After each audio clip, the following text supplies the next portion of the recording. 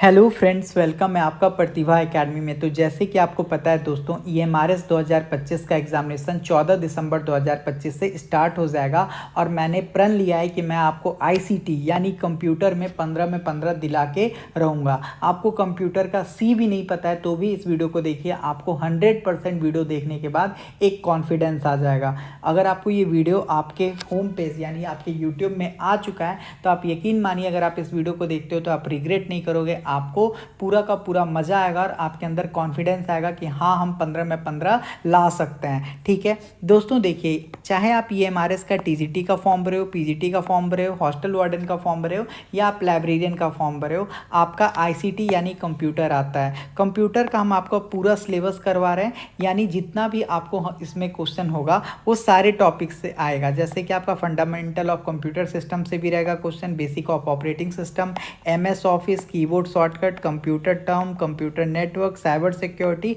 और इंटरनेट। दोस्तों, एक सिंगल क्वेश्चन भी मैंने अपने घर से नहीं लाया है, सारा का सारा क्वेश्चन आपका प्रीवियस ईयर क्वेश्चन है। तो इसको आप जब लगाओगे तो आपको पता चल पाएगा कि आप कितने पानी में हो। ठीक है, तो इस वीडियो में आप लोग बने रहिए। अगर आपको ये कंटेंट हमारा पसंद आता है तो चैनल को जरूर सब्सक्राइब कर दीजिए, क्योंकि इस चैनल पे आपका teaching aptitude, NEP, case study और ICT कंप्लीट 75 नंबर का इस चैनल पे आपको तैयारी करवाया जा रहा है। आप 75 नंबर मेरे पे छोड़ो, मैं आपको 100% 75 में 75 दिलवाने का पूरा कोशिश करूंगा। और क्यों नहीं आएगा, जब हम आपको कंप्लीट थ्योरी पढ़ाएंगे, कंप्लीट PYQ करवाएंगे तो 100% नंबर आएगा।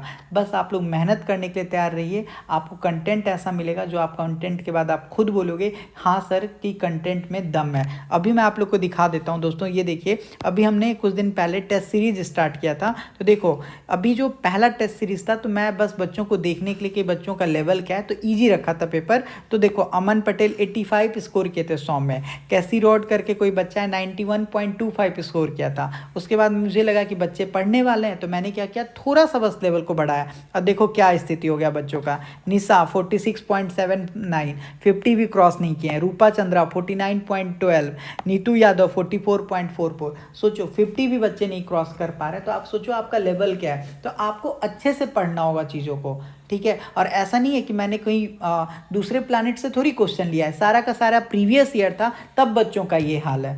सारा का सारा प्रीवियस ईयर क्वेश्चन था, कुछ केस स्टडी वगैरह नए होंगे। तो सोचो, अगर आप लेवल के प्रश्न पत्र को बना के नहीं जाओगे और आपका ये पूरा सोचने वाला पेपर है, NEP, केस स्टडी, ठीक है, टीचिंग एप्टीट्यूड, तो अगर वहाँ पे हार्ड पेपर आ गया तो आप पैनिक ही ना करोगे दोस्तों। इसी वजह से आप लोग टेस्ट सीरीज हमारा जरूर ज्वाइन कीजिए। अगर आप हमारे टेस्ट सीरीज को ज्वाइन करोगे तो उसमें आपको 50 टेस्ट हम आपको दे रहे हैं। मैं आपको दिखाई देता हूँ हम आपको कितना टेस्ट प्रोवाइड कर रहे हैं। हम आपको 50 फुल लेंथ टेस्ट दे रहे हैं, जो आपका 100 मार्क्स का हो रहा है, जिसमें आपका टीचिंग एप्टीट्यूड 30 मार्क्स का आएगा, केस स्टडी 20 मार्क्स का रहेगा, NEP 2020 10 मार्क्स का रहेगा, IT कंप्यूटर आपका 15 मार्क्स का रहेगा, जनरल नॉलेज आपका 10 नंबर का रहेगा।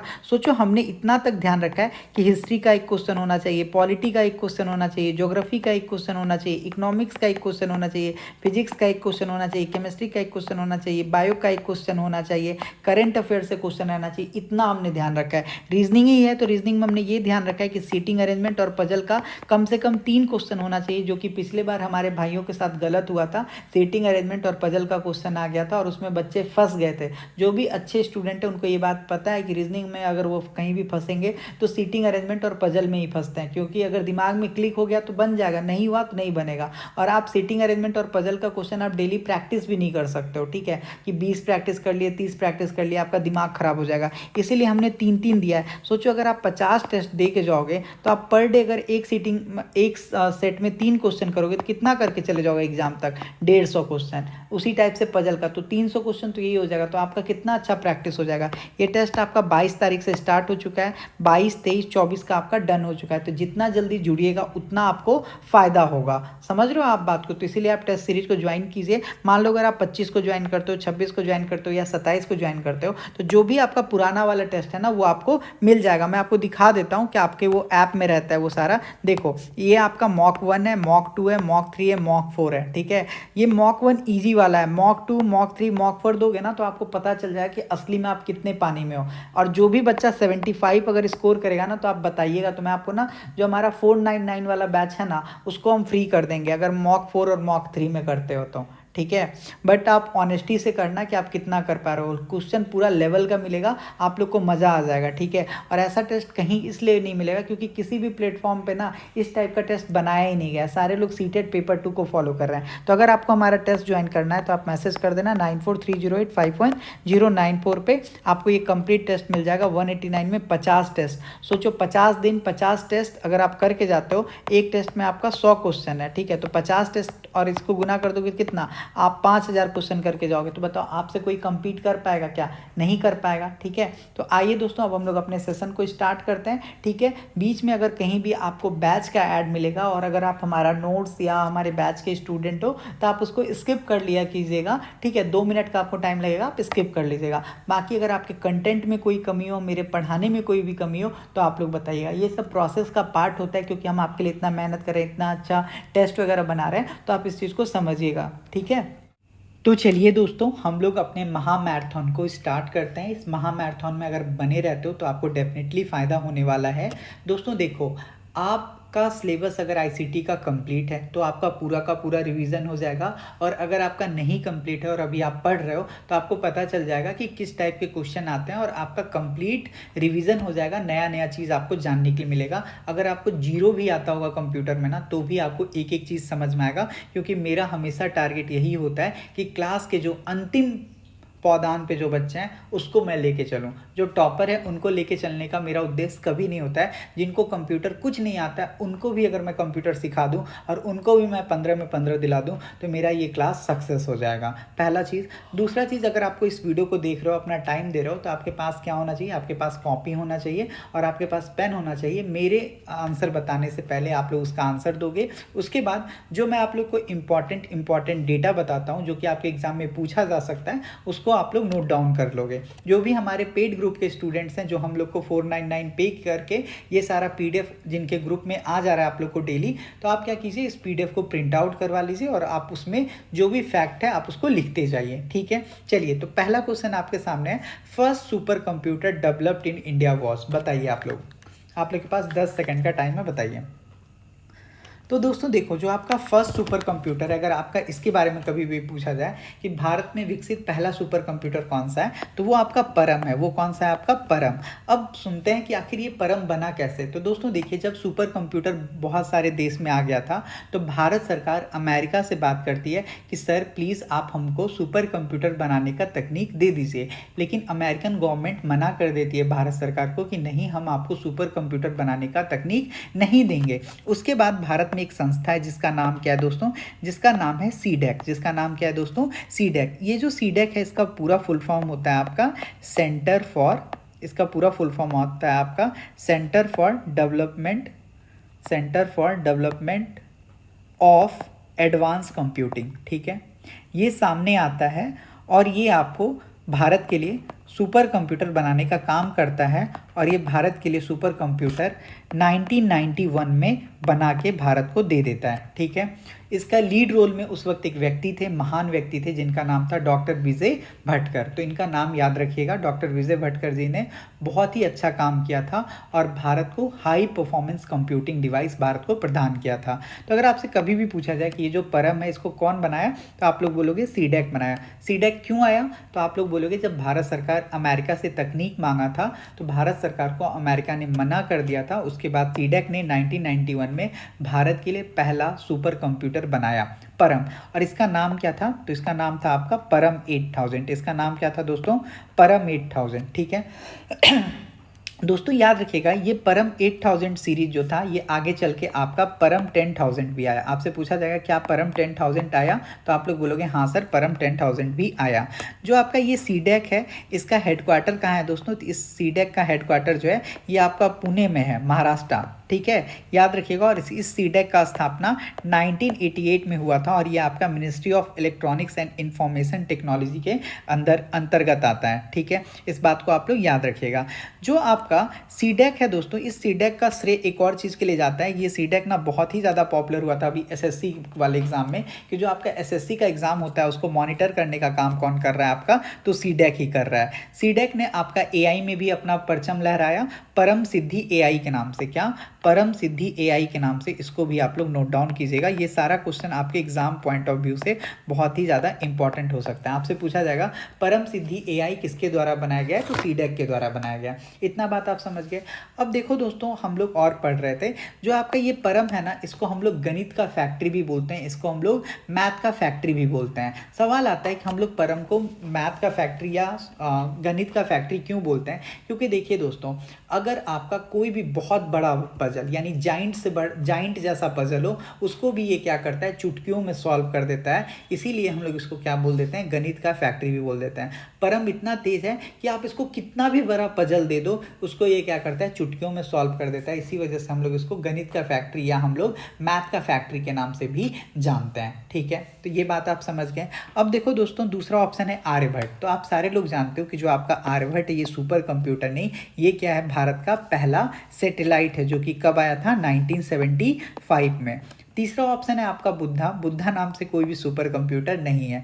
चौथा ऑप्शन है आपका क्रेवन। क्रेवन क्या है दोस्तों, तो ये आपका यूएस का सुपर कंप्यूटर, ये क्या है आपका यूएस का सुपर कंप्यूटर है, ना कि भारत का। ठीक है, तो ये सारा पॉइंट आप लोग लिखिए। जो भी बच्चे हम लोग को 499 पे करके आप लोग ये लिए हो, आप लोग बोलते थे कि सर डेली आप जो यूट्यूब पे करवा रहे हो वो पीडीएफ आप मुझे दो, मैं आप लोग को इतना हाई चार्ज करने के बाद भी मैंने आप लोग को प्रोवाइड कर रहा हूँ, तो आप लोग इसको प्रिंट आउट कीजिए और एक एक चीज़ को लिखिए, तभी ये क्लास बेनिफिट होगा। नहीं तो मैं भी क्या आता, first super computer develop in India was बोल देता परम, मेरा क्या जा रहा है। लेकिन मैं आपको ये चाहता हूँ कि अगर मैं आपको 50 क्वेश्चन भी करवाऊँ तो उससे आप 200 क्वेश्चन सीखो। ठीक है, तो इस बात को आप लोग ध्यान रखिए, इसीलिए एक एक चीज़ लिखिए। अगर आप पे नहीं कर सकते हो, अफोर्ड नहीं कर सकते हो, तो आप अपने कॉपी में लिखिए। अगर आप अफोर्ड कर सकते हो तो आप पीडीएफ ले लीजिए, आपको डेली ग्रुप में जोड़ दिया जाएगा, वहाँ पे आपको डेली पीडीएफ आते रहेगा। अब अभी से लेके, मतलब आज कितना तारीख है, आज आपका 25 अक्टूबर है, 25 अक्टूबर से लेके 10 दिसंबर तक मैं आपको डेली करवाऊंगा क्वेश्चन, और डेली उसका पीडीएफ आते रहेगा, कंप्यूटर का, एनईपी का, टीचिंग एप्टीट्यूड का, केस स्टडी का, और बाकी इसके साथ आप देख सकते हो कितना बेनिफिट वगैरह मिल रहा है। ठीक है, चलिए क्वेश्चन नंबर 2 बताइए, कह रहा है which of the following is an example of computer software. आपसे पूछ रहा है कंप्यूटर सॉफ्टवेयर का इसमें से कौन सा उदाहरण है, बताइए। दोस्तों देखो, अगर हमसे कभी भी पूछा जाए कि कंप्यूटर सॉफ्टवेयर क्या होता है, तो मैंने आपको बताया था 2 चीज़, कि सॉफ्टवेयर वह होता है जिसको हम लोग छू नहीं सकते हैं, हार्डवेयर वह होता है जिसको हम लोग छू सकते हैं। कीबोर्ड को छू सकते हो क्या, आप बोलोगे हाँ सर। माउस को छू सकते हो क्या, हाँ सर। बताइए। ठीक है, लेकिन आप सॉफ्टवेयर को छू नहीं सकते हो। ठीक है, देखो दोस्तों, इम्पैक्ट प्रिंटर, आपके पास पहला ऑप्शन क्या है, इम्पैक्ट प्रिंटर। तो आप ही बताओ, जो आपका इम्पैक्ट प्रिंटर है, क्या आप उसको छू सकते हो, तो आप बोलोगे हाँ सर। जो आपका इम्पैक्ट प्रिंटर है, इसको हम लोग छू सकते हैं, तो इम्पैक्ट प्रिंटर क्या हो जाएगा, आपका हार्डवेयर हो जाएगा। इम्पैक्ट प्रिंटर क्या हो जाएगा, आपका हार्डवेयर हो जाएगा। ठीक है, फिर आपके पास है कंसोल। कंसोल क्या होता है दोस्तों, ये आपका सॉफ्टवेयर नहीं होता है, ये आपका इंटरफेस होता है। ये क्या होता है, आपका इंटरफेस होता है, ये आपका टर्मिनल होता है, तो ये भी ऑप्शन आपका नहीं होगा। फिर आपके पास है ओसीआर। ओसीआर क्या होता है दोस्तों, ये आपका यूटिलिटी सॉफ्टवेयर होता है। ये क्या होता है, आपका सॉफ्टवेयर नहीं होता है दोस्तों, ये आपका यूटिलिटी सॉफ्टवेयर होता है। ये क्या करता है, इसको आप कोई मान लो इमेज दिए, कोई आप इमेज दोगे, तो उस इमेज में जो भी चीज़ लिखा होगा ना, उसको ये क्या कर देता है, टेक्स्ट में कन्वर्ट कर देता है। उसको क्या करता है दोस्तों, ये टेक्स्ट में कन्वर्ट कर देता है। तो ये आपका यूटिलिटी सॉफ्टवेयर है, लेकिन यहाँ पे पूछा था कंप्यूटर सॉफ्टवेयर, तो ये आपका कंप्यूटर सॉफ्टवेयर नहीं है। अब आपके पास ऑप्शन है 3, तो ये आपका सही तो हो जाएगा, डिवाइस ड्राइवर जो है ये आपका कंप्यूटर सॉफ्टवेयर है। लेकिन सवाल आता है कि आखिर ये डिवाइस ड्राइवर है क्या। तो दोस्तों देखो, आपके घर में मान के चलो, ये क्या है, आपका प्यारा कंप्यूटर है, ये आपका प्यारा कीबोर्ड है, ये आपका प्यारा सीपीयू है, ये आपका प्यारा माउस है। ठीक है, इतना सारा चीज़ है। आप अपने घर में लेके आए प्रिंटर, बहुत खुशी खुशी लेके आए, आप प्रिंटर से कमांड आप अपने कंप्यूटर से कमांड दे रहे हो प्रिंटर को, तो ये प्रिंटर काम ही नहीं करेगा। ये नया प्रिंटर आपको काम ही नहीं करेगा। ठीक है, आपका ये प्रिंटर जो है ये काम नहीं करेगा। आप तुरंत फ़ोन किए कंप्यूटर वाले को, अरे भैया कैसा प्रिंटर दियो, ख़राब दियो क्या। तो प्रिंटर वाला आपको बोलेगा कि सर क्या आप डिवाइस ड्राइवर लगाए हो, क्या आप डिवाइस ड्राइवर लगाए हो। तो आप बोलोगे अरे ये डिवाइस ड्राइवर क्या होता है। तो दोस्तों, जो आपका डिवाइस ड्राइवर होता है, ये आपका सॉफ्टवेयर होता है जो कि आपके कंप्यूटर को उसी के भाषा में समझाएगा। ठीक है, समझ में आया। जो आपका ये डिवाइस ड्राइवर होता है, ये कंप्यूटर को उसी की भाषा में समझाएगा। तो जब आप नया प्रिंटर का डिवाइस ड्राइवर कंप्यूटर को डाल दोगे, जब ये नया वाला जो प्रिंटर है आपका HP का मान लो है, तो इसका जो भी डिवाइस ड्राइवर है आप अपने कंप्यूटर के अंदर डाल दोगे, तो आपका कंप्यूटर और इसके बीच में क्या हो जाएगा, दोस्ती हो जाएगा। और फिर आपका कंप्यूटर इसके भाषा समझने लगेगा।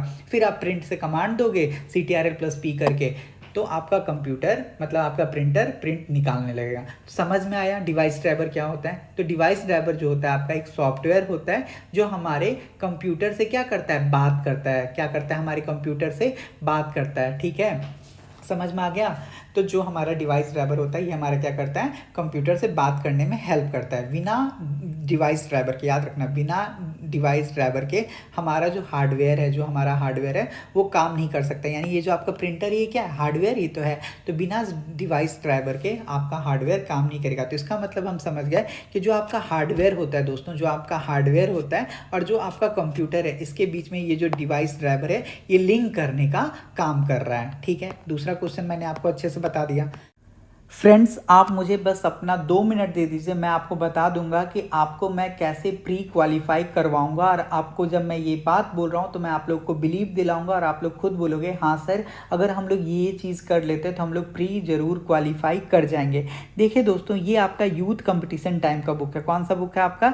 ये आपका यूथ कंपटीशन टाइम का बुक है। चाहे आप टीजीटी का फॉर्म भरे हो, चाहे आप पीजीटी का फॉर्म भरे हो, चाहे आप हॉस्टल वार्डन का फॉर्म भरे हो, चाहे आप लाइब्रेरियन का फॉर्म भरे हो, यूथ कंपटीशन टाइम के इस बुक से अच्छा कोई भी बुक नहीं है। क्योंकि ये बुक में लगभग 1200 से ज़्यादा प्रश्न है और सारा का सारा प्रीवियस ईयर क्वेश्चन है। यानी आपका ईएमआरएस में, केवीएस में, एनवीएस में, डीएसएसबी में पूछा गया क्वेश्चन है। इस बुक को अगर आप कर लेते हो तो आपका 100% है कि आपका प्री क्वालिफाई हो जाएगा। कोई नहीं है ऐसा जो रोक सकता है। लेकिन दोस्तों देखिए, आप कितना भी प्रीवियस ईयर को क्वेश्चन को करो, जब तक आपका थ्योरी नहीं होगा तो आपका कुछ भी नहीं हो सकता है। तो हमारे बैच पे आपको थ्योरी भी करवा रहे हैं और साथ में इस बुक से सारा का सारा क्वेश्चन करवा रहे हैं। हम आपको क्या क्या करवा रहे हैं? हम आपको कंप्यूटर करवा रहे हैं। ये आपका पूरा कंप्यूटर का सिलेबस है, पूरा का पूरा 15 टॉपिक, 15 नंबर का आपका कंप्यूटर करवा रहे हैं। टीचिंग एप्टीट्यूड 30 नंबर का करवा रहे हैं। केस बेस्ड स्टडी जो होता है आपका 20 नंबर का ये करवा रहे हैं। और आपका एनईपी 10 नंबर का जो होता है आपका, ये मैं करवा रहा हूँ। ठीक है,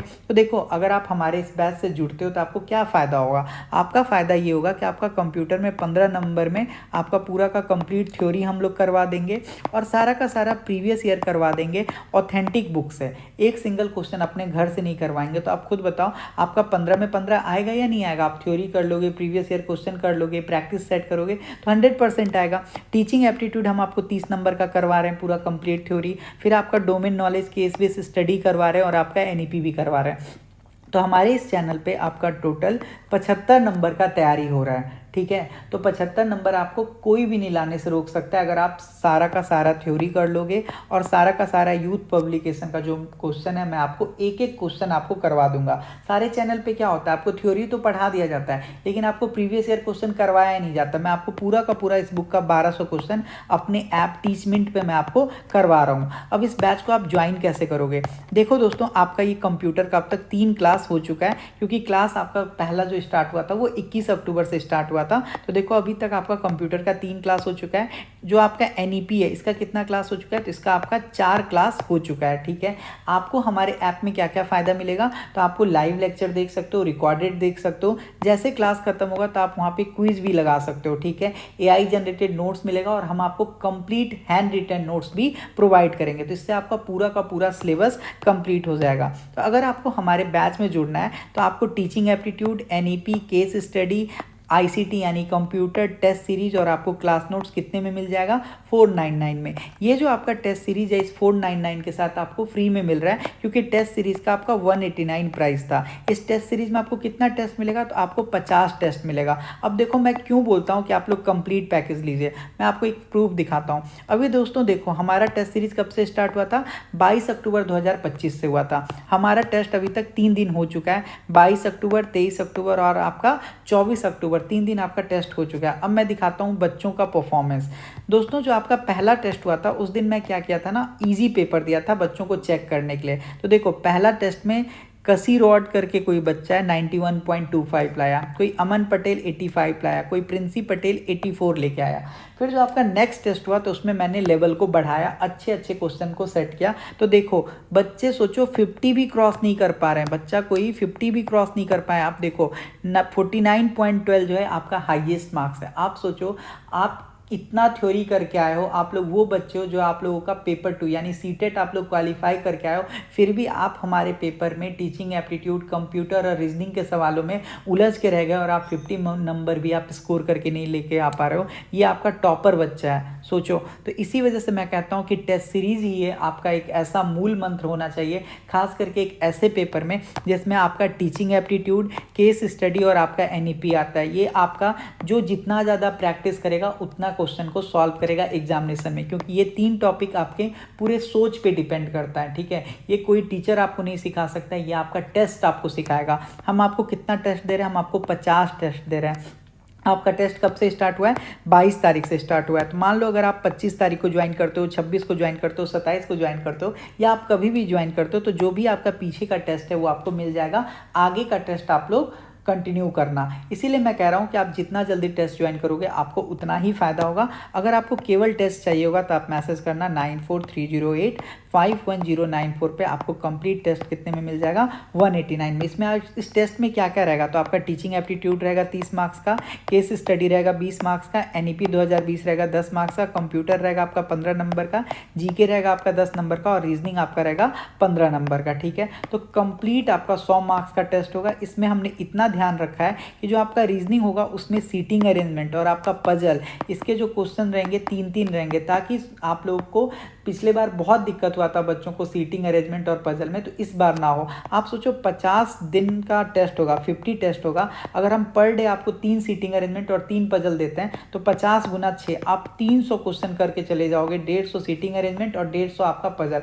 और आपको पता भी नहीं चलेगा। इसीलिए मैं कहता हूँ डेली टेस्ट दो और आप इस चार्ट को निकाल लो और डेली एनालिसिस करो कि पहले टेस्ट में आपका कितना स्कोर आया, आपका रॉन्ग क्वेश्चन कौन था, और लिखो गलत होने का कारण क्या था, ताकि आपके पास बाद में पूरा का पूरा एक रिकॉर्ड हो कि आपने ये क्वेश्चन को गलत किया था और उसको आप लोग लास्ट टाइम पे एनालिसिस कर लो। क्योंकि जो आपसे एक बार गलती होता है वो बार बार गलती होगा, और जो क्वेश्चन आपका पहली बार में सही हो गया वो दोबारा गलत नहीं होगा, ठीक है। दूसरा चीज़ आप लोगों में से बहुत अच्छा, हाँ टेस्ट दिखा देता हूँ। देखो आप लोग का 4 टेस्ट हो चुका है, पहला, दूसरा, तीसरा और चौथा, ठीक है। तो टेस्ट का भी प्रूफ दे दिया। आप लोग को तुरंत आप लोग मैसेज करना, पेमेंट करना, आप लोग को तुरंत ऐड कर दिया जाएगा, उसमें कोई भी दिक्कत नहीं है, ठीक है। तो दोस्तों आप लोग अगर कंप्लीट पैकेज लेते हो तो आपको ये टेस्ट सीरीज फ्री में मिल जाएगा। क्लास नोट्स आपका आईसीटी यानी कंप्यूटर का पूरा हैंड रिटन नोट्स, एक एक चीज़ आपको मिल जाएगा, ठीक है। आपको एनईपी का नोट्स मिल जाएगा, टीचिंग एप्टीट्यूड का नोट्स मिल जाएगा, ठीक है। साथ में आपको 1200 क्वेश्चन का जो ये बुक का पीडीएफ हम आपको ये भी प्रोवाइड कर देंगे, तो आपको कोई भी दिक्कत होने वाला नहीं है। तो बस आप मैसेज कर दीजिएगा 9430851094 पे, ठीक है। एक और बात, जो हम लोग आपको यूट्यूब पे क्लास करवा रहे हैं, तो आप लोग में से सारे बच्चे हमसे डिमांड करते हैं कि सर ये जो आप क्वेश्चन करवा रहे हो इसका पीडीएफ दे दिया करो। तो जो भी बच्चे हमारे 499 वाला पैकेज लिए हुए हैं उनको सारा कुछ मिल जाता है। तो अगर आपको वो वाला पीडीएफ चाहिए जो मैं यूट्यूब पे करवाता हूँ तो आप 499 पे कर दो, आपको एक एक चीज़ मिल जाएगा, ठीक है। आई होप आप समझ चुके होंगे। तो आइए आप हमारे बैच से अगर आप जुड़ना चाहते हैं तो जुड़िए, और अगर नहीं भी जुड़ना चाहते हैं तो भी कोई दिक्कत नहीं है, लेकिन आप टेस्ट सीरीज जरूर लीजिए, क्योंकि टेस्ट सीरीज आपको एग्जाम के लिए तैयार करेगा और आपको आईना दिखाएगा कि आप कितने पानी में हो। मैंने अभी आपको स्टूडेंट का मार्क्स दिखाया ना, सोचो ये वो स्टूडेंट है जो पेपर 2 क्वालिफाई करके आए और फिर भी 50 मार्क्स के भी बैरियर को क्रॉस नहीं कर पा रहे। पेपर ईजी था, पहला दिन था, मैंने ईजी डाला था तो उसमें 90 प्लस तक चले गए। मैंने थोड़ा सा लेवल बढ़ाया और आज मैं उसका आप लोग को डिस्कशन भी करवाऊंगा यूट्यूब चैनल पे, तो आप लोग देखिएगा कि कितना अच्छा क्वेश्चन है। तो इसी वजह से आप लोग टेस्ट सीरीज जरूर ज्वाइन कीजिए, ताकि आप लोग को पता चल पाए कि आप लोग कितने पानी में हो। बाकी अगर आप 499 वाला आप ज्वाइन कर लेते हो तो आपको मार्केट से कुछ भी सिंगल चीज़ खरीदने का ज़रूरत नहीं पड़ेगा। चलिए क्वेश्चन नंबर 4 बताइए, कह रहा है programmers use a variety of dash to communicate instruction to the computer. बताइए बताइए क्या होगा इसका।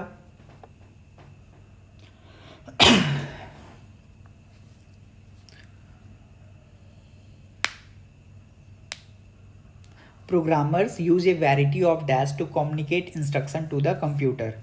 क्या होगा इसका राइट जवाब, आपको बताना है।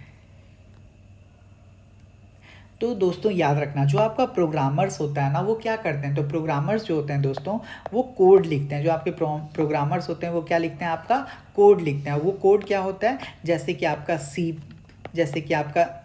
आपका सी लैंग्वेज, ठीक है, जैसे कि आपका जावा, जैसे कि आपका पाइथन, ये सारा क्या है, ये सारा आपका प्रोग्रामिंग कोड है। ठीक है, तो जो आपके प्रोग्रामर्स होते हैं वो क्या करते हैं दोस्तों, तो वो आपका कोड लिखते हैं, वो क्या लिखते हैं, आपका प्रोग्रामिंग लैंग्वेज लिखते हैं। ठीक है, समझ में आ गया? आप बोलोगे हाँ सर। ये जो प्रोग्रामिंग कोड्स होते हैं ये क्या होता है, ये आपके सीपीयू में जाके ट्रांसलेट हो जाता है। ये क्या होता है, आपका सीपीयू में जाके ट्रांसलेट हो जाता है। जो आपका प्रोग्रामिंग होता है दोस्तों, ये आपका दो लेवल का होता है। एक होता है आपका हाई लेवल और एक होता है आपका लो लेवल। समझ में आ गया? आप बोलोगे हाँ सर। तो प्रोग्रामर्स क्या करते हैं, तो प्रोग्रामर्स जो होते हैं ये आपके प्रोग्रामिंग लैंग्वेज को लिखते हैं। ठीक है, तो ये बात याद रखिएगा, प्रोग्रामर्स क्या करते हैं, प्रोग्रामिंग लैंग्वेज को लिखते हैं। ये जो लैंग्वेज होता है आपका दो लेवल का होता है, एक होता है आपका हाई लेवल और एक होता है दोस्तों आपका लो लेवल। क्लियर हो गया? यहाँ पे ऑप्शन है system language, high level language, और ये सारा इसका टाइप होता है हाई लेवल लैंग्वेज और लो लेवल लैंग्वेज, लेकिन सिस्टम लैंग्वेज जो होता है कुछ नहीं होता है। ठीक है,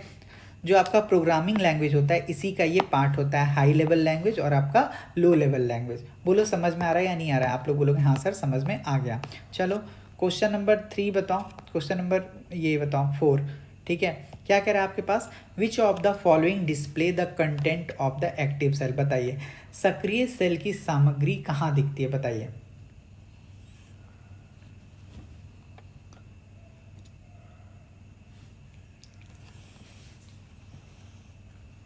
बताइए दोस्तों।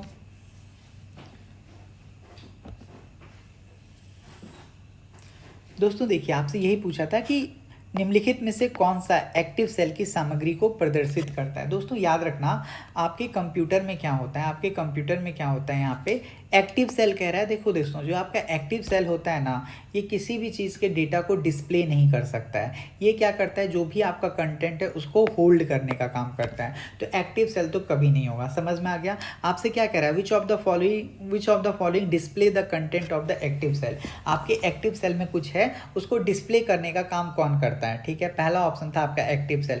तो एक्टिव सेल जो होता है दोस्तों, ये आपका डिस्प्ले करने का काम नहीं करता है। ये क्या करने का काम करता है, ये आपका होल्ड करने का काम करता है। ये क्या करता है, आपका होल्ड करने का काम करता है। ठीक है, फिर आपके पास है मेन्यू बार। मेन्यू बार क्या करता है दोस्तों, ये आपके ऐप का मेन्यू होता है। ये क्या होता है, आपका ऐप का मेन्यू होता है, ना कि ये भी आपका कोई डिस्प्ले करने के लिए यूज़ किया जाता है। ठीक है, फिर आपका है दोस्तों आपका नेम बॉक्स। जो आपका नेम बॉक्स होता है ये क्या करता है, आपका एड्रेस को शो करता है। नेम बॉक्स किस चीज़ के लिए शो करता है, तो आप बोलोगे एड्रेस को शो करता है। किसको शो करता है दोस्तों, एड्रेस को शो करता है। एग्जाम्पल जैसे कि A1, ये क्या है, आपका एड्रेस को शो कर रहा है। तो हमारे पास सेकंड ऑप्शन बच गया फॉर्मूला बार। अब समझते हैं कि आपका फॉर्मूला बार क्या होता है। दोस्तों देखो, जो आपका फॉर्मूला बार होता है ना, ये आपको हेल्प करता है ताकि आप किसी भी कंटेंट को एडिट कर सको, किसी भी कंटेंट को आप देख सको। इसको कौन हेल्प करता है, तो आप बोलोगे तो सर जो आपका फॉर्मूला बार होता है वही क्या करता है, आपके एक्टिव सेल का जो भी कंटेंट होता है उसको डिस्प्ले करता है। और ये आपको हेल्प करता है कि जो भी आपका कंटेंट है उसको आप देख पाओ,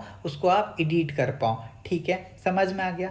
जो आपका लॉन्ग फार्मूला होता है, तो आपको पता है कि जो आपका लॉन्ग फार्मूला होता है वो छिप जाता है। वो क्या होता है, लॉन्ग फार्मूला आपका छिप जाता है, वो आपको दिख नहीं रहा होता है। तो जो आपका फॉर्मूला बार होता है ये आपको हेल्प करता है कि जो भी आपका लंबा फॉर्मूला हो उसको देखने में आपको हेल्प करता है। तो अगर आपसे कभी भी पूछा जाए कि जो आपका लॉन्ग फार्मूला होता है जो आपको दिख नहीं रहा होता है, उसको देखने में आपको कौन मदद करेगा, तो आप लोग क्या बोलोगे, फॉर्मूला बार आपको हेल्प करता है। ठीक है, समझ गए दोस्तों? जो आपका ये फॉर्मूला बार होता है इसमें आप लोग टाइप कर सकते हो, इसके अंदर आप लोग डायरेक्टली टाइप कर सकते हो। You can type directly in formula bar. ठीक है, समझ में आ गया आप लोग को ये बात? आप लोग बोलोगे हाँ सर ये बात हम लोग को समझ में आ गया। जो इसका नेम बॉक्स होता है, जो आपके फॉर्मूला बार का जो आपका नेम बॉक्स होता है, ये आपके सेल के एड्रेस को दिखाता है। जो आपका ये फॉर्मूला बार है, इसका जो भी आपका नेम बॉक्स होगा, जो भी इसका नेम बॉक्स होता है वो क्या करता है, आपके सेल के एड्रेस को बताता है, लेकिन कभी भी ये आपके कंटेंट को नहीं बताता है। तो ये बात याद रखिएगा। तो हमसे यही पूछ रहा था, which of the following display the content of the active cell. तो जो आपका फॉर्मूला बार होता है ये आपको हेल्प करता है किसी भी कंटेंट को देखने के लिए। उसके अंदर अगर आप कुछ एडिट करना चाहते हो तो फॉर्मूला बार की मदद से आप एडिट कर सकते हो। कोई भी आपका अगर लंबा फॉर्मूला है जो कि आपको दिख नहीं रहा है तो आप फॉर्मूला बार की मदद से उसको देख सकते हो। जो आपका फॉर्मूला बार होता है इसके अंदर आप टाइप कर सकते हो। जो भी आपका नेम बॉक्स होता है उसमें आप लोग एड्रेस देख सकते हो, लेकिन आप उसके अंदर का कंटेंट नहीं देख सकते हो। इस बात को आप लोग ध्यान में रखिएगा। ठीक है, चलिए 5वां बताइए। A software used to convert source program instruction to object instruction is known as। एक ऐसा सॉफ्टवेयर जो स्रोत प्रोग्राम के निर्देशों को ऑब्जेक्ट निर्देशों में परिवर्तित करता है उसे क्या कहते हैं। पहला ऑप्शन है आपके पास कंपाइलर। तो समझते हैं कंपाइलर क्या होता है। दोस्तों देखिए, जो आपका कंपाइलर होता है ना, ये क्या करता है, ये पूरा का पूरा काम, सिंपल शब्दों में समझो, ये पूरा का पूरा काम एक साथ में करता है। ये पूरा का पूरा काम क्या करता है, एक साथ में करता है। अब समझो कंपाइलर करता कैसे है। जैसे मान के चलो जो आपका ये किताब है, ये क्या है, आपका किताब है। किस चीज़ का किताब है, इंग्लिश का। और इंग्लिश का ये स्टोरी बुक है, इंग्लिश का स्टोरी बुक है, ठीक है। ये आप हो, आप इस किताब को पढ़े, आपको ये किताब बहुत अच्छा लगा। आप चाह रहे हो कि आपकी जो महिला मित्र है, जो आपकी महिला मित्र है, वो भी इस किताब को पढ़े और उसको भी ये कहानी सारा समझ में आए। तो आप क्या किए, इस पूरे के पूरे किताब को एक बार में ही ट्रांसलेट कर दिए। इस पूरे के पूरे किताब को आप क्या किए, एक बार में ही ट्रांसलेट कर दिए और आप अपनी महिला मित्र को दे दिए, वो इस किताब को पढ़ लें। तो उसी टाइप से आपका कंपाइलर होता है। कंपाइलर क्या होता है दोस्तों, याद रखना, जो आपका कंपाइलर होता है ये पूरे के पूरे प्रोग्राम को, ये पूरे के पूरे प्रोग्राम को क्या करता है, एक बार में ही ट्रांसलेट कर देता है। कौन सा पूरा प्रोग्राम, तो आप लोग याद रखना, ये क्या करता है, पूरा का पूरा हाई लेवल लैंग्वेज को, पूरा का पूरा हाई लेवल लैंग्वेज को ये कन्वर्ट कर देता है किसमें, आपका मशीन लैंग्वेज में। बोलो समझ में आया कि नहीं आया। कंपाइलर कैसे काम करता है बताओ। तो आप लोग बोलोगे कंपाइलर जो होता है आपका पूरा का पूरा काम एक साथ करता है। जो भी आपका हाई लेवल लैंग्वेज का प्रोग्राम होता है उसको क्या कर देता है, एक ही साथ पूरा का पूरा मशीन लैंग्वेज में क्या कर देता है, चेंज कर देता है। बोलिए समझ में आया कि नहीं आया। आप लोग बोलोगे हाँ सर। तो अच्छा एक बात बताओ, जब ये पूरा का पूरा प्रोग्राम को मशीन लैंग्वेज में चेंज कर रहा होगा तो कुछ ना कुछ गलती भी तो आता होगा, कुछ ना कुछ गलती भी तो आता होगा। बताओ ये गलती कब पकड़ेगा। तो आप लोग बोलोगे अगर कोई भी गलती होता है ट्रांसलेट करने के लिए तो ये सारे गलती को बाद में बताता है। कब बताता है, तो बाद में बताता है। इस बात को आप लोग ध्यान में रखिएगा। कब बताता है सारे गलती को, तो जो भी आपका एरर होता है वो सारे को ये बाद में बताता है। अगर आपसे कभी भी आपसे पूछा जाए तो आप लोग इसका एग्जाम्पल बताओगे। जैसे आपका सी और आपका C++ ये क्या यूज़ करता है, तो ये आपका कंपाइलर यूज़ करता है। अगर आपसे कभी भी पूछा जाएगा कि जो आपका C और C++ होता है ये क्या यूज़ करता है, तो आप लोग बोलना कंपाइलर यूज़ करता है। और कंपाइलर यूज़ करने के बाद ही ये आपका मशीन कोड में चेंज हो जाता है। ये क्या यूज़ करता है, आपका C और C++ यूज़ करता है। और C और C++ यूज़ करके ही आपका मशीन कोड में ये चेंज हो जाता है। जो आपका मशीन कोड होता है दोस्तों, इसी को हम लोग क्या बोलते हैं, इसी को हम लोग ऑब्जेक्ट कोड के नाम से भी जानते हैं। तो आप लोग समझ गए, जो आपका कंपाइलर होता है ये क्या है, एक तरह ट्रांसलेटर की तरह है जो पूरे के पूरे किताब को एक बार में ही ट्रांसलेट कर देता है। तो देखो हमसे क्या पूछ रहा था, एक ऐसा सॉफ्टवेयर जो स्रोत प्रोग्राम के निर्देशों को ऑब्जेक्ट निर्देशों में परिवर्तित करता है। तो जो आपका मशीन लैंग्वेज होता है इसी को हम लोग क्या बोलते हैं, इसी को हम लोग ऑब्जेक्ट कोड बोलते हैं। इसी को हम लोग क्या बोलते हैं दोस्तों, इसी को हम लोग ऑब्जेक्ट कोड बोलते हैं। तो यही पूछ रहा था कि आपका जो भी प्रोग्राम है उसको ऑब्जेक्ट कोड या मशीन कोड में कौन चेंज कर देता है, तो आपका कंपाइलर कर देता है। कंपाइलर क्या है, तो कंपाइलर एक ऐसा ट्रांसलेटर है जो पूरे के पूरे किताब को एक बार में ही ट्रांसलेट कर देता है। यानी पूरे के पूरे प्रोग्राम को एक बार में ही जो ट्रांसलेट कर दे उसी को हम लोग क्या बोलते हैं, उसी को हम लोग कंपाइलर बोलते हैं। कंपाइलर का एग्जांपल हाई लेवल लैंग्वेज को मशीन लैंग्वेज या आपका मशीन कोड में या आपका ऑब्जेक्ट कोड में ये चेंज कर देता है। इसका एग्जांपल मैंने बताया, जैसे आपका C और C++ क्या प्रोग्राम है, इसको आपको चेंज करना है तो आप कंपाइलर लगाओगे और कंपाइलर लगाने के बाद आपका मशीन कोड में बदल जाएगा। तो अगर आपको C और C++ लैंग्वेज को, ठीक है, C और C++ लैंग्वेज को, प्रोग्रामिंग लैंग्वेज को अगर आपको मशीन कोड में बदलना है तो आपको क्या यूज़ करना पड़ेगा, आपको कंपाइलर यूज़ करना पड़ेगा। बोलो इतना बात आपको समझ में आया या नहीं आया। आप लोग बोलोगे हाँ सर ये चीज़ हम लोगों को समझ में आया। अब देखो दूसरा ऑप्शन है असेंबलर। दूसरा ऑप्शन क्या है आपका, असेंबलर। आप लोग नोट करके लिख रहे हो कि नहीं सारा जो मैंने आप लोग को PDF दिया है। आप लोग बोलोगे हाँ सर हम लोग लिख रहे हैं। देखो दोस्तों असेंबलर क्या होता है इसके बारे में मैं आप लोगों को अच्छे से बताता हूँ। देखो जो आपका असेंबलर होता है ना, ये क्या करता है, जो भी आपका शॉर्ट कोड लिखा हुआ रहता है ना, शॉर्ट कोड लिखा रहता है ना, इसको क्या करता है, ये पूरा फुल फॉर्म में चेंज कर देता है। उसको क्या करता है, फुल फॉर्म में चेंज कर देता है। जैसे आपने लिखा, मान के चलो आपने लिखा ILY, आपने क्या लिखा ILY, ठीक है। और आपने ये किसको दे दिया, आपने अपनी महिला मित्र को ILY लिख के दे दिया एक चिट्ठी के माध्यम से। अब देखो जो आपका असेंबलर है ये क्या करेगा, आपकी महिला मित्र बहुत तेज़ थी, उन्होंने असेंबलर को बुलाया और बोला कि बताओ असेंबलर ये ILY का क्या मतलब है। अब असेंबलर क्या करेगा, इस ILY को पूरा पढ़ेगा, डिकोड करेगा और फिर आपको बताएगा इसका मतलब आई लव यू होता है। इसका मतलब क्या होता है, आई लव यू होता है। तो बताओ ये किसका काम था, तो ये आपके असेंबलर का काम था। तो असेंबलर क्या होता है, एक ऐसा ट्रांसलेटर, असेंबलर क्या होता है, एक ऐसा ट्रांसलेटर जो भी आपका शॉर्ट कोड लिखा हुआ है उसको क्या करता है, पूरे सेंटेंस में बदल देता है। इसी को हम लोग क्या बोलते हैं, इसी को हम लोग असेंबलर बोलते हैं। जैसे कि आर्मी वगैरह में इसका यूज होता है। जैसे आर्मी में मान लीजिए लिखा हुआ है, आर्मी कोड लिखा हुआ है, क्या देखो आर्मी कोड मान लीजिए लिखा हुआ है, क्या मैं आपको समझाता हूँ, मूव AB, क्या लिखा हुआ है, मान के चलिए मूव A और B ऐसे लिखा हुआ है। आपने क्या यूज किया, आपने असेंबलर यूज किया। अब ये डायरेक्ट लिख के आ जाएगा move the value of B into A, ठीक है। तो ये आपका काम होता है आपके असेंबलर का, यानी शॉर्ट में जो भी लिखा हुआ मैसेज होता है उसको ये क्या करता है, पूरे के पूरे सेंटेंस में बदल देता है, ठीक है। जो आपका असेंबलर होता है दोस्तों, ये आपका एक तरह से ब्रिज का काम करता है।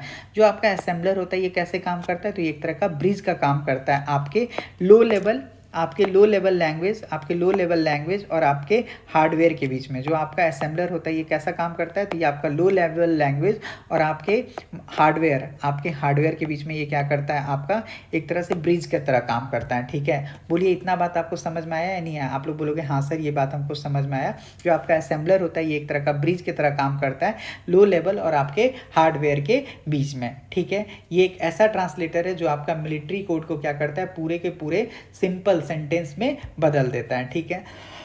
फिर है आपका इंटरप्रेटर क्या होता है दोस्तों, ऐसे समझिए। जो आपका इंटरप्रेटर होता है ये क्या करता है, आपके प्रोग्राम को लाइन बाय लाइन ट्रांसलेट करता है। तो याद रखना, अगर आपसे कभी भी पूछा जाएगा इंटरप्रेटर क्या करता है, तो आप लोग बोलना कि देखो सर जो आपका इंटरप्रेटर होता है ये किसी भी प्रोग्राम को क्या करता है, लाइन बाय लाइन ट्रांसलेट करता है। कैसे करता है, आपका लाइन बाय लाइन ट्रांसलेट करता है। कौन, आपका इंटरप्रेटर, ठीक है। और अगर मान के चलिए कोई बीच में अगर एरर आ गया, ठीक है, जैसे मान लो HY कोड ये ट्रांसलेट कर रहा है और यहीं पे उसका एरर आ गया, तो बस यहीं पे रुक जाएगा, H ही तक ट्रांसलेट करेगा, आगे ट्रांसलेट ही नहीं करेगा। समझ में आ गया आपको ये बात। आप लोग बोलोगे हाँ सर ये बात हम लोगों को समझ में आ गया। तो राइट ऑप्शन इसका क्या हो गया था, आपका कंपाइलर हो गया था। चलिए क्वेश्चन नंबर 6 बताइए। देखो दोस्तों मैं आप लोग को एक एक चीज़ समझा रहा हूँ, तो अगर आप चैनल पे नहीं हो ना तो चैनल को सब्सक्राइब जरूर कीजिएगा और कमेंट करके जरूर बताइएगा कि आपको ये सेशन कैसा लग रहा है। और इतना चीज़ मैं आप लोग को बता रहा हूँ एक एक चीज़, तो आप लोग उसको लिखिए, ठीक है। IC chip is made of, बताइए आईसी चिप आपका किस चीज़ का बना हुआ होता है। दोस्तों मैं आप लोगों को चीख के बताया हूँ कि जो आपका आईसी चिप होता है वो किस चीज़ का बना होता है, तो आपका सिलिकॉन का बना होता है। जो आपका सिलिकॉन होता है ये क्या होता है दोस्तों, आपका सेमीकंडक्टर होता है, ठीक है। ये क्या होता है, आपका सेमीकंडक्टर होता है और इसी का यूज हम लोग करते हैं आईसी को बनाने के लिए, ठीक है। ये बात आप लोग को समझ में आया। आप लोग बोलोगे हाँ सर ये बात हम लोग को समझ में आया।